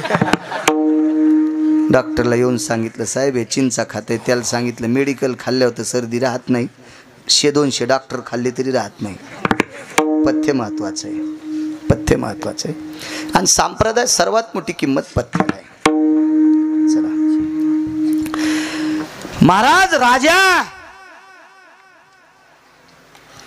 8 पत्न्या सोडून प्रत्येकीला आई म्हणत होता, म्हणून 5व्या क्रमांकाचा राजा. आणि त्या राजाच्या मांडीला मांडी देऊन शिवजी कासार कीर्तनात बसलेत. पुण्यवान असेल शिवजी कासार. छत्रपती शिवाजी महाराजांच्या मांडीला मांडी देऊन बाई कीर्तनात आली. 10-5 बायका बसलेल्या होत्या आणि मांडीवर तिच्या पोरगं होतं. भैयासाहेब पोरगं मेलं. बाई रडू लागली, माय होती ती. महाराज कीर्तनात डोळे झाकून खाली मांडीवर पोरगं रडू लागली. डोळ्यातलं पाणी पोराच्या अंगावर पडत होतं. शेजारणीनं मांडीला खुणवलं. नवल सांगतोय, मांडीला खुणवलं. माय कीर्तन ऐकायला रडते कशा करता. पोरगं झोपलंय तुझं, तू ऐक ना कीर्तन. नाही ग म्हणे माय, पोरगं झोपलं नाही ग, मा बाळ गेला माय, मृत्यू पावला ग, माझा बाळ मेला माय, माझा बाळ मेला. ते शेजारणीनं हळू उचकून विठ्ठल विठ्ठल चालू असताना ती बोलायची. तुकोबाराच्या कीर्तनात बोलायची काय ताकद. पण शेजारणीला राहवलं नाही. तिने विचारलं बाई मेलेली माणसं मशानात नेत असतात, तू कीर्तनात कशाला आणलंस. तिचा कंठ दाटून आला. आवाज रे, कंठ दाटून आला. तिनं सांगितलं बाई मेलेली माणसं मशानात जाळतात मला ज्ञात आहे ग, पण ह्या पोराचे बाबा कीर्तनात बसलेले इथं, त्यांना दाखवायचं तुमचा बाळ गेलाय आणि याची अंत्यविधी करायची. मग उठणं म्हणे तू जाय ना. किती सात्विक होती आता पा. शेजारणीनं सांगितलं मी सांगू का तुकोबारायला थोडंसं कीर्तन बंद करा म्हणून. नाही म्हणे, नाही नाही नाही नाही, तुकोबारायच्या कीर्तनात विक्षेप नको, भंग नकोय. तिला एक आनंद वाटला, पोरग मेलं याचं दुःख आहे माझ्या माईनं. पण तिनं लक्षात घेतलं लहानपण असल्यामुळं कीर्तन ऐकणं शक्य नव्हतं. याच्या पार्थिवावर तुकोबारायचे शब्द सुमन पडतात. किती पोरग पुण्यवान असेल. तुकोबारायचे शब्द त्याच्या प्रेतावर पडत होते. चिमुकलं बालक. आक्रोश करू लागली अंतकरणात. तोंड बंद केलेलं होतं, डोळ्याचा बांध फुटलेला होता. श्रीमंत श्री जगद्गुरु तुकोबारायच्या लक्षात आलं शिवजी कासाराचा मुलगा मृत्यू पावला. बाईचा चेहरा पाहायला ती माय होती. महाराज काय दुःख असेल त्या माईला. तिचं अंतकरण भोंड्याविचित होतं, जीवन थरथरत होतं, हृदयाचा बाण फुटलेला होता, अंतकरण कापलं होतं तिचं. तुकोबारायने विठ्ठल विठ्ठल भजन करत असताना थोडी क्षणभर डोळे झाकले आणि विटेवरच्या मालकाला प्रार्थना केली, देवा जीवनभर तुझ्या नामाचं भजन केलं रे, मला भजनाकरताच मी आलो, याबद्दल दुमत नाही. पण माझ्यासारख्या रात्रंदिवस तुझं चिंतन करणाऱ्या वारकऱ्याच्या कीर्तनात जर एखादं बाळ मृत्यूचं प्रेत येत असेल तर आमच्या कीर्तनाला किंमत काय. जाऊ दे देवा माझं, जाऊ दे माझं. अरे त्या शिवजी कासाराची तुला काही कदर आहे का रे देवा. किती पुण्यवान कासार होता तो. महाराज या महाराष्ट्राच्या मातीतील सौभाग्यवती स्त्रीला वैभवाचा चुडा भरत असताना शिवजी कासाराने एखाद्या मुलीचा हात जर हातात धरायचा प्रश्न केला बांगड्या भरताना, तर हाताला हात लावायचा आधी डोळे झाकून तिला लेक म्हणायचा. थोडी वयानं ज्येष्ठ असेल तर तिला बहीण म्हणून तिला बांगड्या भरायचा, आणि मोठी असेल तर माय म्हणून बांगड्या भरायचा. इतकं तत्व ज्यानं सांभाळलंय त्याचा मुलगा कीर्तनात प्रेत. देवा काही आहे का देवा. एवढं दुःख असताना ज्याची पत्नी कीर्तनाचा भंग करत नाही, इतकी धैर्याची सागर ज्याची पत्नी असताना यांच्यावर हा दुःखाचा डोंगर का. जाऊ दे देवा, ही तुझी लीला आहे, ही तुझी लीला आहे, तुझी लीला आहे. काय नवल सांगू तुम्हाला, किती नवल. कीर्तन चालूच होतं, बाई रडत होती, डोळे झाकून रडत होती. तिच्या डोळ्यातलं पाणी पोराच्या अंगावर पडत होतं. काही क्षणात पोरगं उठलं आणि आईचे डोळे पुसत होतं. माय तू का रडायली ग, माय तू का रडायली ग. दृष्टांत संपला. 7व्या अवतारात जावाई उठिता आला नाही. 7व्या अवतारात जावाई उठिला नाही. महाराज तुकोबारायच्या कीर्तनात पंढरपुरातल्या मालकाने मुलगा उठिला. यम ठणठण बोंबलत होता. आमच्या पदाला किंमत काय, आमच्या पदाला किंमत काय. विटेवरच्या मालकानं सांगितलं यमा शांत बस, हा शिवजीचा मुलगा आहे, शिवजी कासाराचा मुलगा आहे. तुकोबारायच्या कीर्तनात प्रेत आणलंय म्हणून मला उठवावं लागतंय. महाराज जावाई उठिला नाही आणि मारला कोणी, सासऱ्यानंच. लक्ष्मण सासरे होते, भावानंच मारला. तरी पण उठिला नाही. पोरीचं कुंकू शाबूत ठेवलं नाही आणि इकडं चिमुकलं लहानसं मेलेलं पोरग उठिलंय. काय स्वतंत्रता आहे. म्हणून मालक म्हणतात नवल केवडे केवडे, नवल केवडे केवडे, नवल. 7व्या अवतारात एक वारकरी भैयासाहेब एका राक्षसानं मारला. त्याचं नाव होतं कुंभकर्ण. त्या राक्षसाचं नाव. आणि वारकऱ्याचं नाव होतं गंधमादन. का वारकरी म्हणायचंय. नुसती गळ्यात माळ घातली म्हणजे वारकरी होत नाही. नाकापासून इथं गंध लावला म्हणजे वारकरी होत नाही. परमार्थाच्या गप्पा केल्यानं वारकरी होत नाही. पांढरे कपडे घातल्यानं वारकरी होत नाही. हे तर टिळे टोपी माळा देवाचे गबाळ. वारकरी होण्यासाठी एक कार्ड प्राप्त करावं लागतंय आणि ते कार्ड स्वकर्तृत्वावर प्राप्त करावं लागतं. मग ते दयेचं असेल, ते दृष्टीचं असेल, ते सद्भावनेचं असेल, ते प्रेमाचं असेल, ते सदाचाराचं असेल, ते आचरणाचं असेल, असे एक कार्ड प्राप्त करावं लागतं. त्याला वारकरी म्हणतात. आणि ते किती टोकाचा वारकरी, किती टोकाचा. महाराज असा हरा मासाचा चुरा केला, गोळा फेकून दिला. फेकून दिल्याच्या नंतर तो गोळा राम राम म्हणत होता. हाडा मासाचा गोळा भैयासाहेब. मारुतीरायाच्या पायावर पडला. मारुतीरायानं असा उचलला आणि बोलले का रे गंधमादन अजून भजन करतो. हो तुला सापडत होतो तरी आम्ही एवढे जण पण सापडत नव्हतास. कुंभकर्णाने मला आपल्या पक्षात फेकून दिलं तर मालक. पण मी मुद्दाम आलिप्त राहिलो की मला एकांतात तुम्हाला भेटायचं होतं. मी जर बाकीच्यांना सापडलो असतो तर आतापर्यंत मला समाधी दिली असती. माझ्या मनातल्या इच्छा बाजूला राहिल्या असत्या म्हणून मी सापडलो नाही. अरे इतक्या वेळ झालं मरून तरी तू भजन करतोस. वल्ल जोपर्यंत मास आहे तोपर्यंत मासातून राम राम शब्द येत होता. मारुतीरायाने हृदयाला लावला. कारण स्वाभिमान होता ना महाराज.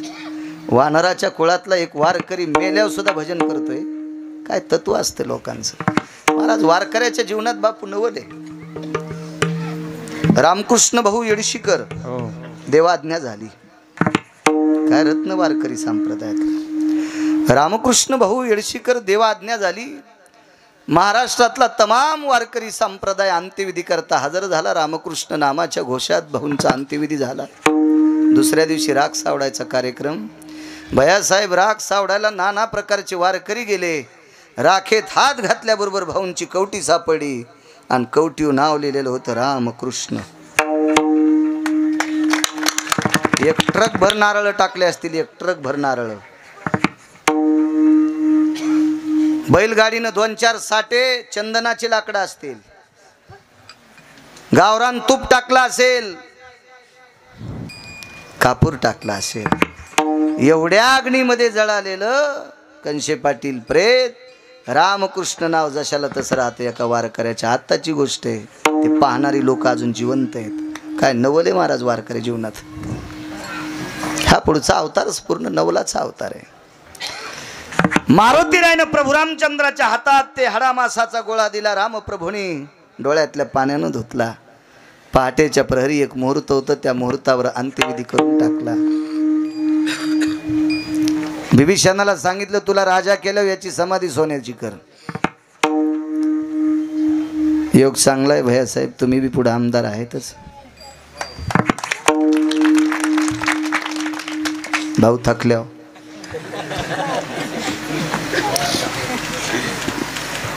भाऊ थकल्या. आणि कोण्या म्हाताऱ्याला नोटायची नम्र नाही कळाल्यावर पोराकडे कारभार द्यायला पाहिजे. माझं असं मत आहे बरं का. हो आमच्या इथलं म्हातारं संतकाची किली कवडाला लाईत होतं आणि कवडाची किली संतकाला आणि कसा संतूक उघडन आणि म्हातारील म्हणे कसं काय उघडत ना ती म्हणली किल्या बाजूला ठोत जा ना इकडून संतकाची ठोत जा इकडं कपाटाची ठोत जा विनोद सांगायला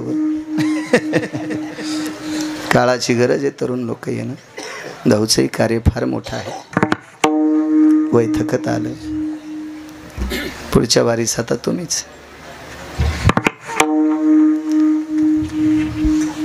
पण प्रभू रामचंद्रांनी जसं बिभीषणाला राजा केलं वारकऱ्याचं काम सांगितलं तसं तिथून पुढे तुम्ही करत जा मला कधीच देत जाऊ मी आत्तापर्यंत 2 जिल्ह्यातल्या ग्रामपंचायतच्या सदस्यापासून तर मोठ्या पुढाऱ्यापर्यंत चहाही पिलो नाही मला काही नको कोण्या पुढाऱ्याचं फक्त आम्ही एखाद्याचं काम सांगितलं तर गरीबाचं करी जा हो मला काही ताण नाही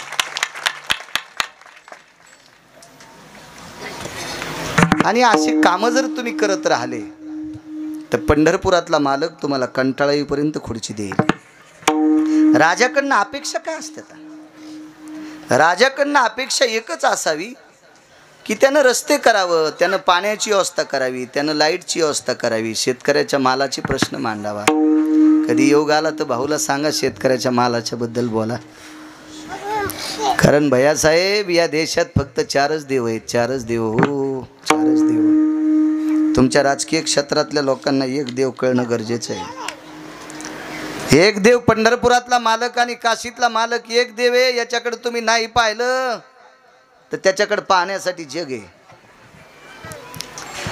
दुसरा देव आहे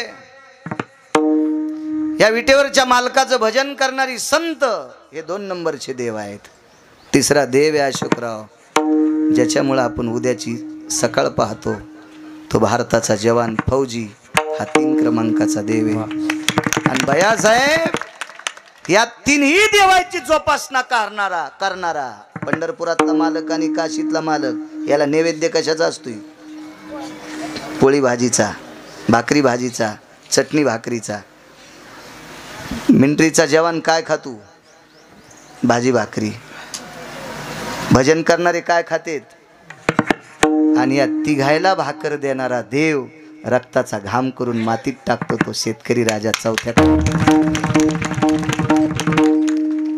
भैयासाहेब कधी कधी एखादा शेतकरी रस्त्यानं जर भिजून चालला गाडीत नका का घेईनात पण काच खाली करून त्याला बोला जा दादा बरा पाऊस पडला का त्याचं मन भरून येतंय मला एक राजकारणातली व्यक्ती बोलली इतकं कोमल अंतकरण जगात कोणाचं असेल तर ते शेतकरी राजाचं आहे म्हणून जेवढी प्रश्न तुमच्या काळात मांडता येतील तितके मांडण्याचा प्रयत्न करा फार ते पदरात पुण्य प्राप्त पडेल कारण या देशाचं कण आहे मी बोंबलत राहतो महाराज एक जण म्हणला महाराज तुम्ही शेती करता म्हणून नाही रे माझा काय ताण नाही मग शेती तर चांगली आहेच पण मला संध्याकाळी पैसे देतात लोक मी कुतणारा माणूस नाही ना आत्तापर्यंत माईकवर सांगणं जोक आहे काय मला कमी नाहीच न केली देवानं पण मला शेतकऱ्याची कळकळ काय येते त्याचं कारण सांगतो भैयासाहेब जाऊ द्या होऊ द्या ईशांतर थोडंसं किती मंत्री एका जाग्यावर झाल्यावर गहू तयार करतील पंतप्रधान राष्ट्रपती कॅबिनेट मंत्री राज्यातले मंत्री गणेश बुवा हे गहू तयार करतील नाही चला किती डॉक्टर एका जाग्यावर झाल्यावर एखाद्या दगडाला इंजेक्शन दिल्यावर टरबूज होईल नाही नाही किती वकील एका जाग्यावर झाल्यावर 10-5 इटीची डाळ होईल नाही नाही नाही शिक्षण क्षेत्रातले किती मोठे लोक एका जाग्यावर झाल्यावर तुरीन गहू तयार करतील नाही राजेव आणि मग सनातन संप्रदाय कशावर टिकतो तुळशीच्या माळीवर आणि माळ कशावर जगती शाकाहारावर आणि शाकाहार कोण जन्माला आणतो शेतकरी राजा म्हणून सगळ्यांना त्याच्याकडे गोड पाहिलं पाहिजे सगळ्यांना त्याच्याकडे गोड पाहिलं पाहिजे ह्या बी इतक्या चौकरी त्यात एखाद्या शेतकऱ्यानं घरचे वांगे पिकलेले जर गावात इकायला मा याला काटेच नाहीत तू ह्या जिबीला काटे आलेत वांग्याला आहे तर तुला दिसनत हो आणि तिकडं बाजारात केवटी भरलेल्याचे मग कशा घेती त्याचे वरून चांगले मधात तसेच तिकडचे तुमच्याकडून शेतकऱ्याकडून नेलेले अंगूरचा आयता पुडा घ्यावा वरी घोसा असतून खाली तुटलेले असते हो ते जमत खरा कदर शेतकऱ्याची खरा कदर पुण्य लागन तुम्हाला चला आपल्या महाराज लोकांना कीर्तनकार कोणी असेल शेतकऱ्यावर 5 मिनिटं बोल जा, हो तरच माळी टिकत्याल, तर माळी टिकत्याल, तर माळी टिकत्याल. हो. कसा संप्रदाय टिकायचा शेतकरी जर नाही जगला तर.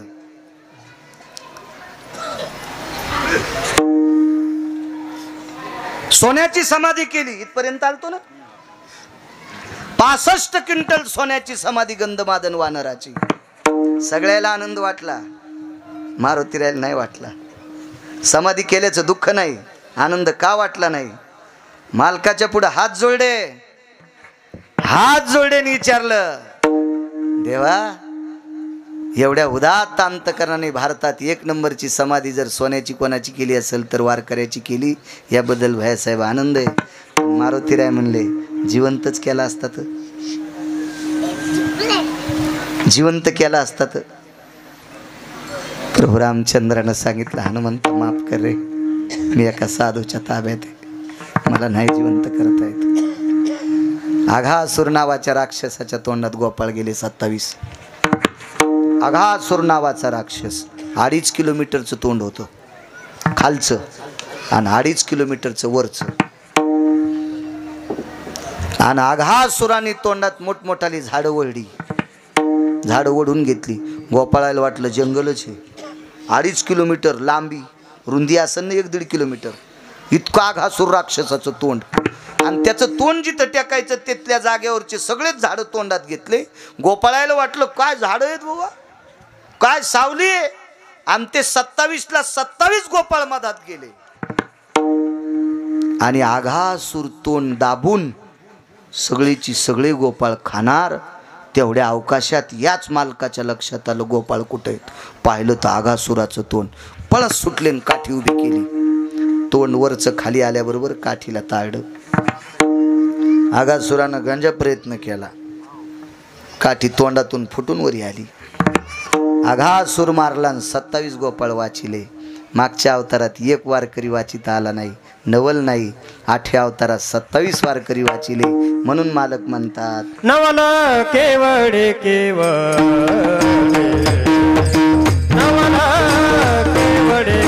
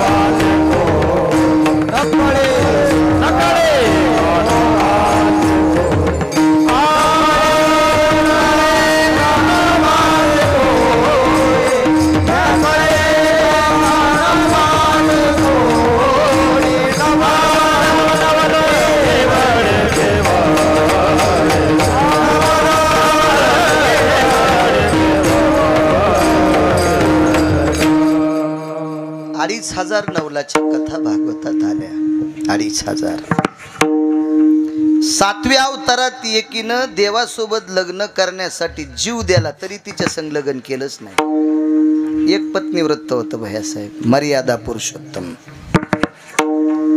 आस्वलाची कन्या मेली डोळे झाकून. देवाला पाहिल्याच्या नंतर मायबाप पण पाहिले नाही. शेवटी तशीच डोळे झाकून मेली, पेटून दिली, गंगेत टाकली. पण नाही तिच्यासोबत लग्न केलं. आणि 8व्या अवतारात तीच एका आस्वलाची पोरगी जामवंती म्हणून जन्माला आली. तिच्या बापाचे पाय धरले, मला पोरगी देऊन टाका.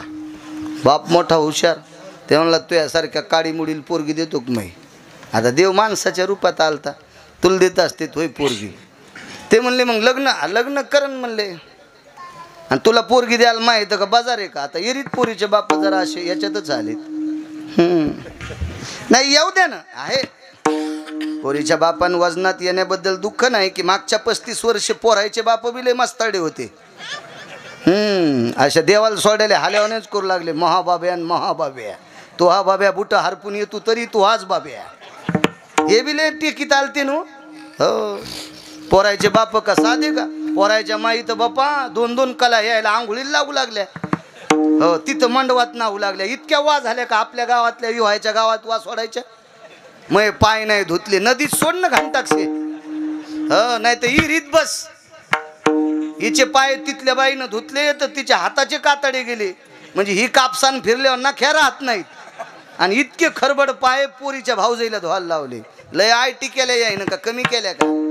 म्हणून आता दर 35 वर्षाला काळ बदलत असतो. आता पोरीच्या बापायचा काळ आलाय.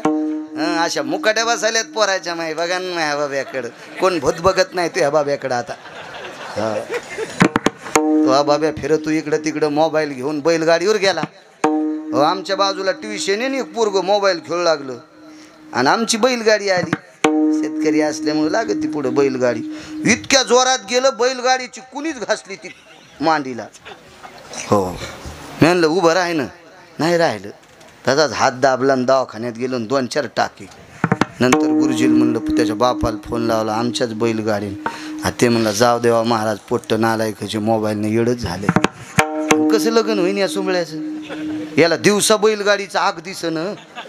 हा हा तर ती एवढी सांभाळणं इतकं सोपं आहे वय ते. वा वा वा वा वा. ज्याचे लग्न राहिले त्याने हिशाबात राहा जरा. ए माधव दुकान चली जायले नो कीर्तन ऐक जाऊ. नाहीतर लय आगावपणा केला ना तर गुरुवारी रामदेव बाबाच्या आश्रमात पेस्ट ऐकायला. आमचे महाराज लय मोठे व्यापारी आहेत. जागतिक लेवलचे व्यापारी आहेत. हो संन्याशाने एवढा व्यापार टाकला. तुम्ही बी टाकी जा ना. पडा बायका देतील लोक. पोरीच्या बापाच पाय धरले म्हणले ध्यान पोरग त्याला काय माहिती देऊ म्हणून तुला देत नाही म्हणले. आता भगवान म्हणले आता आपलं काम पड्यावर जरा वाकावंच लागत असत. वाकावंच लागते मोठ्या मोठ्याला पण. काही वेळेला जिला ज्याची गुल्प शाट झाली त्याला पण तुम्हाला हात जोडावं लागते. तर हा आहे ना. तिथून पुढे तुम्ही कमराच्या गोळ्या घेतल्या असत्या. इतकी दुखली असेल कमर मानन कंबर लक्ष द्या. गुलूप शाट झालेली पण ते असतच तसं. ते देवान विचार केला तर आपण गुपचिकत बसावं. म्हणले बघा ना आमची सोय काहीतरी. ओट म्हणलं नाही एकदा. इतका पोरीचा बाप. दादा लग्न करायचंय ना. अरे मग कोणाला पोरगी देत असते का. कोणाला द्यायची. पैलवानाला.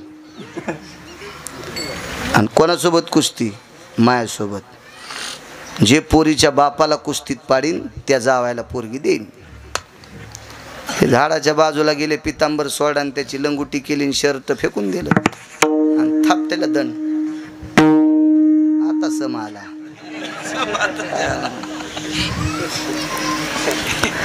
आता देव काय महाराज भैयासाहेब असा चिमुकला देव. काय सौंदर्य काय रूप असल. पाहिली या वेध लावी. सासूबाईनं देवाकडे बघितल्याबरोबरच नाही बाई इतकं कवळं बाई. आमच्या मालकानं असं धरलं तर कडाकडाच मोडन. आणि यानं कशाला नादी लागा बाई. दंड तर थापटिली पण मांडी थापटिली. म्हणजे देवानं बरं मी नाही मग या आधीच मोडीन कशाला थापटू. हो ना कीर्तन करता आले तेच बरं आपलं. कशाला फुकट कळण शेंडी वळवळ. मांडीत थापटिली तर त्या गुंफेचे दगडो खाली पडले. इतका आवाज. सासूबाई म्हणल्या माय दिसायला तर इतकंसं पिचुरं दिसतंय आणि मांडी थापटिली दगड पडली बाई. देव म्हणला असं आत्या मामी. आत्या नाही का मामी जराशी थांब माय मामी. कळण तुला जावाय किती कार येत. पण चांगुलपणा आता बाईनं मालकाला सांगितलं मालक लहान लेकरासोबत कुस्ती खेळू नका. अरे तेच खेळ म्हणताय. जामवंत माग मामा माग नका मी पुढे. पाय किती रगिले म्हणजे बघ. आणि मग काय कुस्ती सुरू झाली. 27 दिवस 27 रात्रा कुस्ती. 28व्याची दर्शन घेतलं आणि पोरगी देऊन टाकली. 7व्या अवतारात मेली पण लग्न नाही केलं आणि 8व्या अवतारात बापाला भांडून घेतली. नवल केवढे केवढे. काय जीवन आहे महाराज मागचा अवतार. किती किती किती मोठं नाविन्य आहे. किती किती अवस्था मोठी आहेत. 7व्या अवतारातल्या नवलाच्या गोष्टी महाराज जशाला तशी गोपाळ खाली ब्रह्मदेव वरीच बसलं टिमक्या वाजीत. 27 गोपाळ वरी 268 वासर वरी गोपाळ वासर खालीच होते हे वरीच बसलं घेऊन. वत्स हे चोरोनिया सत्य लोकाशी गोपाळ गाई वत्स दोन्ही ठाई रक्षिली सुखाचा प्रेम सिंधू अनाथाशी माऊली. जय देवा कृष्णनाथा राई रुक्मिणी कांता आरती ओवाळीते तुम्हा लक्ष्मी कांता. प्रत्येक नवलाच्या गोष्टी आहेत महाराज. नवलाच्या गोष्टी 8व्या अवतारात खूपशी कामं करावीशी वाटली पण करता येत नव्हती 7व्या अवतारात. आणि 8व्या अवतारात जी अशक्य सुद्धा शक्य करून दाखिली हे नवलाची कामं केली. विठोबा रखुमाई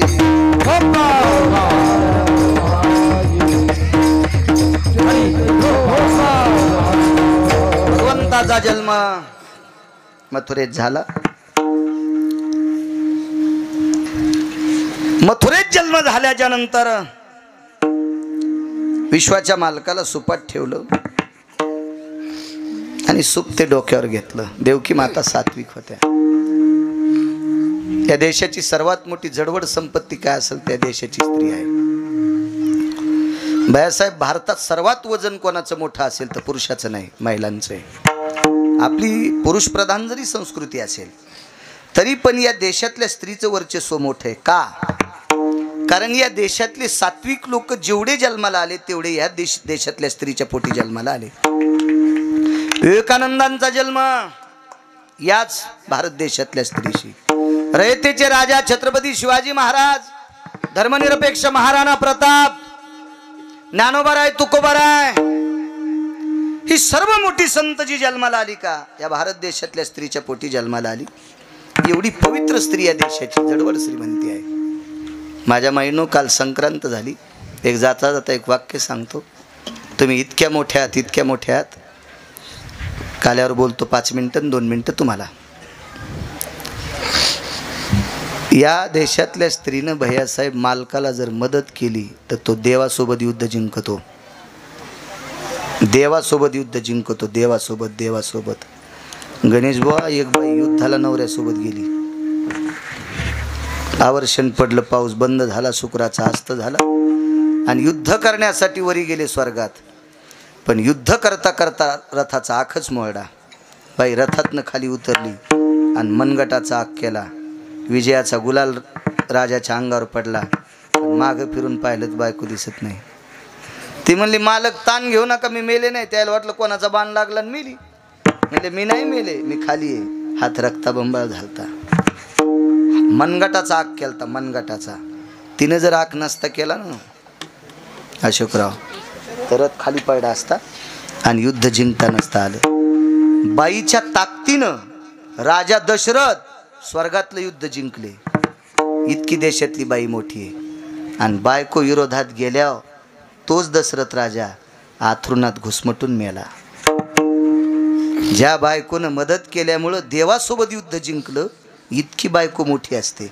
आणि ती विरोधात गेल्यामुळं आथरुणात घुसपटून मेला इतकी बायको खट्याळ असते.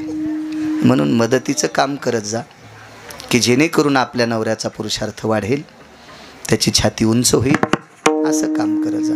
राहिला प्रश्न ती मगाचं कमेंटचं सांगत होतं. मी बोलता बोलता राहिलो. एका बाईनं कमेंट टाकली होती. आता मला मोबाईल नाही तर ते सोबतचे सांगते. तुमच्या कीर्तनाला एक कमेंट आली. एक बाई म्हणली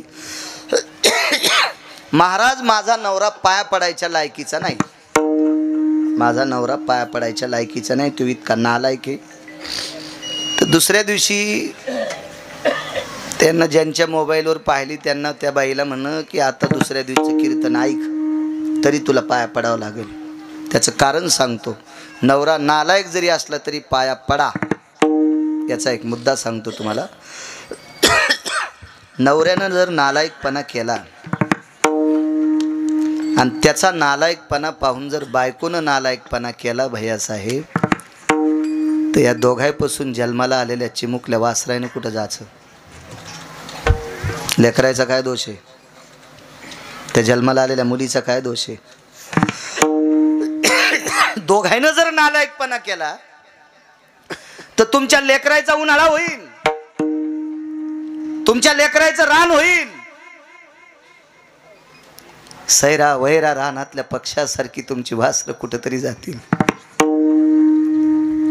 म्हणून नालायक नवऱ्याच्या पाया पडा, याचा अर्थ आहे तुम्ही लिंता घ्या. त्यानं किती जरी नालायकपणा केला आणि तुम्ही लिंता घेतली आणि जीवन जर गोड जगल्या तर चिमुकल्या वासरांचं कल्याण करायची ताकद या देशातल्या स्त्रीमध्ये आहे. या भारत देशाचे हिरे म्हणून तुम्ही तुमची आपली लेकरं चमकताल आणि नवऱ्यानं बायकोनं दोघांना जरी नालायकपणा केला तर हे निष्पाप वासर या इंटरनेट जगातल्या वाहटोळीत हुरपाळून जातील. हुरपाळून जातील. तुम्ही यमापाशी काय जबाब देताल? वरी देवापाशी काय जबाब देताल? म्हणून एकानं जरी नालायकपणा केला तर एकानं लिंता घेत जा. माणसं ऐकण्याच्या पात्रतेत नसतेत. या देशाची स्त्री कवळ्यांत करण्याची असती. तुम्ही ऐकू शकतात माझं, म्हणून मी तुम्हाला पायाला हात लावून विनंती करतो. आपला संसार मोठा, आपली लेकरं जर मोठी करायची असतील तर कधी कधी नालायकाचं, ठीक आहे, मायबापाचं नाव करण्यासाठी तुम्ही जीवन जगता, त्याबद्दल दुमत नाही, पण आपल्या लेकरांसाठी कधी लहानपणा घेत जा. याच्याकरता म्हणतोय नवऱ्याच्या पाया पडा. मी काय फारसा परमार्थ म्हणून म्हणत नाही, फायद्यासाठी म्हणतोय. विठाला विठाला.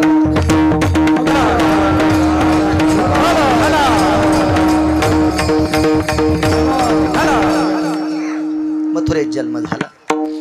सुपात घेतलं, गोकुळात आणलं. नंदाच्या घराला मजनी गोकुळाला मायेचा जन्म झालाय, मला ठेवा, घेऊन या तिला. आणि मग उचलीला कमळापती, पायीची बंधने गळती, हातापायातल्या बेड्या पळाल्या. मंद पाऊस पडत होता. शेषानं सावली धरली, यमुना तुडुंब भरली. पुढं चढला आकाश चाट, त्याशी लावीला अंगुष्ट दुभंगली. यमुना माई एक दररोजा उघडा होता. 9 लाख गायी होत्या नंदराजाकडे, 9 लाख गायी. शेती परवडत नाही असं कोणी म्हणत असेल तर त्याच्या गोळ्या संपल्यात असं समजायचं. त्याच्या गोळ्या संपल्यात असं म्हणायचं. ठीक आहे, कमी अधिक भावाला आपल्याला भाव भेटत नसेल याबद्दल मी सुद्धा रुष्ट आहे, मी सुद्धा नाराज आहे. पण आपण जगायचं कशावर? आपण जगायचं कशावर? प्रत्येक जण म्हणत असेल मला नोकरीच पाहिजे असेल तर एका जिल्ह्याला कलेक्टर किती असतात? ॲडिशनल आमके तमके मिळून, ठीक आहे. प्रत्येकाला जर नोकरी व्हायची असेल तर सरकारमध्ये ताकद असते का? ती सरकार म्हणजे काय ब्रह्मदेव आहे का पांडुरंग आहे? सरकार म्हणजे का काशीतला मालक आहे का? त्याला तयार करता येतं का ऑफिस? नाही नाही नाही नाही. शेती जर परवडत नसेल तर इकणारा दाखवा ना. आहे का इकणारा? ऐका येड्या बाळूचं. ज्याच्या नावानं 7-12 असेल तो महाराष्ट्रातला राजा असेल. ज्याच्या नावानं 7-12 असेल तो महाराष्ट्रातला राजा असेल. राजा, तुम्हाला लागेल तितक्या जमिनीत गहू ज्वारी पेरा आणि परवडत नसेल तर पडीत ठेवा. आज 10 वर्षाला 1 कोटी रुपये एकर नाही इकल तुमच्या खेड्यातली. तरी मी कमी सांगितली. खोटं आहे का अशोकराव? मी ज्या प्रांतात जातो त्या प्रांतातले श्रीमंत लोक म्हणतात मराठवाड्यात जमीन भरपूर आहे, आम्हाला 10 एकर देता का? अरे जगू दिनं म्हणलं सुंबळ्या, आम्हाला खाऊ दिना आम्हाला. असं त्याला कशाला म्हणू? मनात म्हणतो खाऊ दिना. आम्ही काळ्या मातीतली माणसं आहेत, आम्हाला दुसरं काय? आपल्याला इथून पुढं कोण तारील तर फक्त शेती तारील. म्हणून तरुणांना विनंती करतो, तुम्ही शाळेत असाल तरी रविवारी शेतात जात जा. रविवारी शेतात गेल्यावर काय बघायचं माहिती आहे का? बाप आणि माय अशा उन्हात काम करीत असताना माईच्या कपाळाचा घाम पाय आणि बापाच्या कपाळाचा घाम पाय. ज्यानं बापाच्या आणि माईच्या कपाळाचा घाम पाहिला तो जीवनभर जीवन चांगलं जगत असतोय. ज्यानं बापाचा आणि माईचा घाम पाहिला नाही का त्याला कसं जगावं हे कळत नसतंय. शेती देव आहे, शेती देव आहे, शेती देव आहे. फार मोठी ताकद आहे शेती. चला, 9 लाख गायी होत्या. शेती किती असेल? ज्याच्याकडे 9 लाख गाई आहेत तो रात्री 1 वाजता उठून गाईला वैरण टाकत होता, म्हणून लक्ष्मीचा पती घरी आलाय. उद्योगम वर्धन्ते लक्ष्मी. या जगातला सर्वात मोठा व्यसनीपेक्षा आळशी माणूस देशाला घातक आहे. व्यसन कोण करील? ज्यानं 500 रुपये कमिले ते 100 रुपयाची पेईन. ज्यानं 500 रुपये कमिले तो 100 रुपयाची पेईन, ते व्यसन करीन. जो काहीच काम करीत नाही का त्याचं खसखशीचं पोत आहे. छिद्र पडणं कसखस हारपण संगत जाते. आळशी माणसं व्यसनी माणसापेक्षा घातक असतात. खसखशीचं 30 किलोचं पोतं बैलगाडीत टाकलं परतूर मधून, ए सावळ्या बस हाय नाही तर महाराज. 30 किलोचं खसखशीचं पोतं बैलगाडीत परतूरून टाकलं, पैशावाला दे राम्या टाक पोत. रगील होतं जरस, लय लोकांची रगील की बोलण्यानंच मातीत गेली. काही माणसं वागायला चांगले पण बोलणं रगीलकीच. आमची इथे एक म्हातारी पित्राला जेवायला बोलवायची.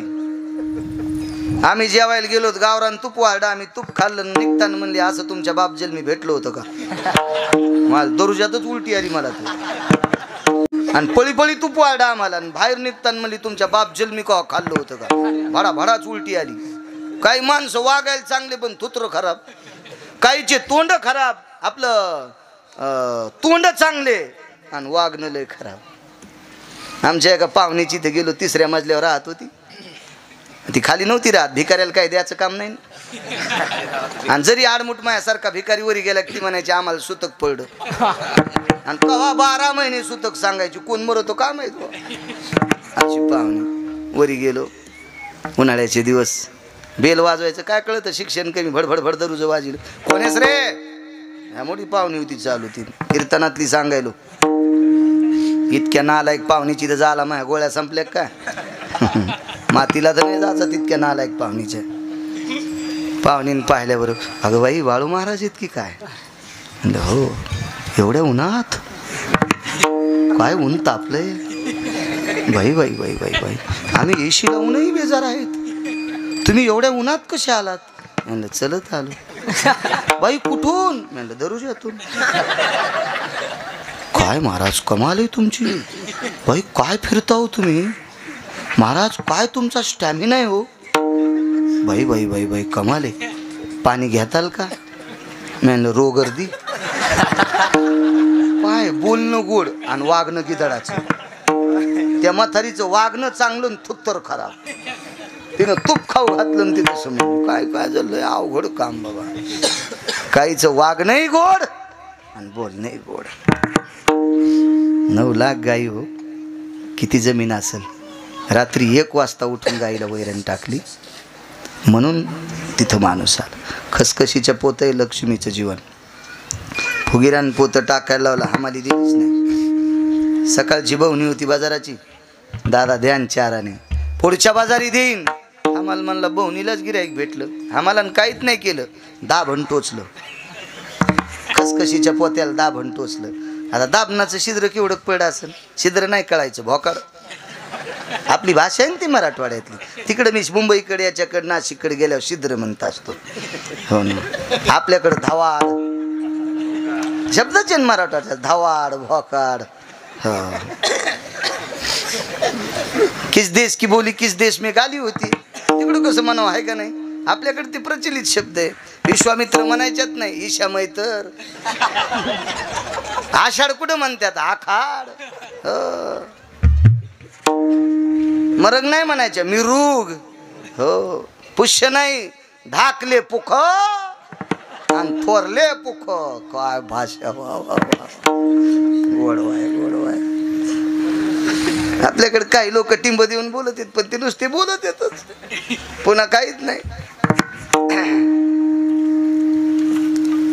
खसखशीच्या पोत्याला दाभण टोचलं, परतुरून गाडी आली. वा येनुऱ्यात, येनुऱ्यात आलो म्हणून इथं नाव घ्यालो. तितकं रगील तुमच्या गावात नाही कोणी. आणि घरी आल्यावर गड्याला म्हणलं, ए पोता दुकानात टाक, खसखशीच आहे. ते म्हणलं मालक कटाच राह, खसखस तर काहीच नाही. परतूरपासून येणोऱ्यापासून 20 बॅटऱ्या दाबल्या, पण रस्त्यानं खसखस दिसली नाही आणि पोतड्यात थांबली नाही. तिचंच नाव लक्ष्मी आहे. ही सांभाळायची असेल तर काम करा. व्यवसाय निमित्त फळ दे तसे संचित. नुसत्या प्रारब्धाला हात लावून बसल्यानं जमत नाही, काम सुद्धा करावं लागेल. प्रारब्ध म्हणतात तर जमीन पेरिंग कोणी पेरलीच नाही म्हणले कंस आले नाही. असं कसं प्रारब्ध? पंढरपुरातला मालक का तू सासरा आहे का खालून जेवारी द्यायला? काम करावं लागेल. नंदराजा 1 वाजता गाईला वैरण टाकीत होते, देव गेले. पाहलं फिरविले दोन्ही कन्या आणि चक्रपाणी. गोकुळात उत्सव चालू होता, गोकुळीच्या सुखांत पार नाही लेखा. भगवंताला पाळण्यात घातलं, गोपी जमा झाल्या. झुलने मे झुले नंदलाल झुलावरे सजनी. काय तो आनंद होता महाराज. नंदजी को आनंद भयो जय कन्हैया लाल की. हाती दिने घोडे दिने दिने दिने पालकी. नंदजी को पुत्र भयो जय कन्हैया लाल की. आनंद उत्सव झाला. बघता बघता मोठे झाले. मोठे झाल्यावर शाळा घातला. आता जाई राणा सवे घेऊन गोधना. गायी एकत्रित बसल्यात, खांदी भार पोटी भूक काय खेळायचे सुख. सर्व शिदोऱ्या एकत्र केल्या. विभ्रवेनाय सर्व स्थितो प्रसादरस्तु कवलहा. व्याधी निरशन हितार्थायाम कवलम प्रसादरस्तु. गोपाल कृष्ण भगवान की. गोपाल खुमाये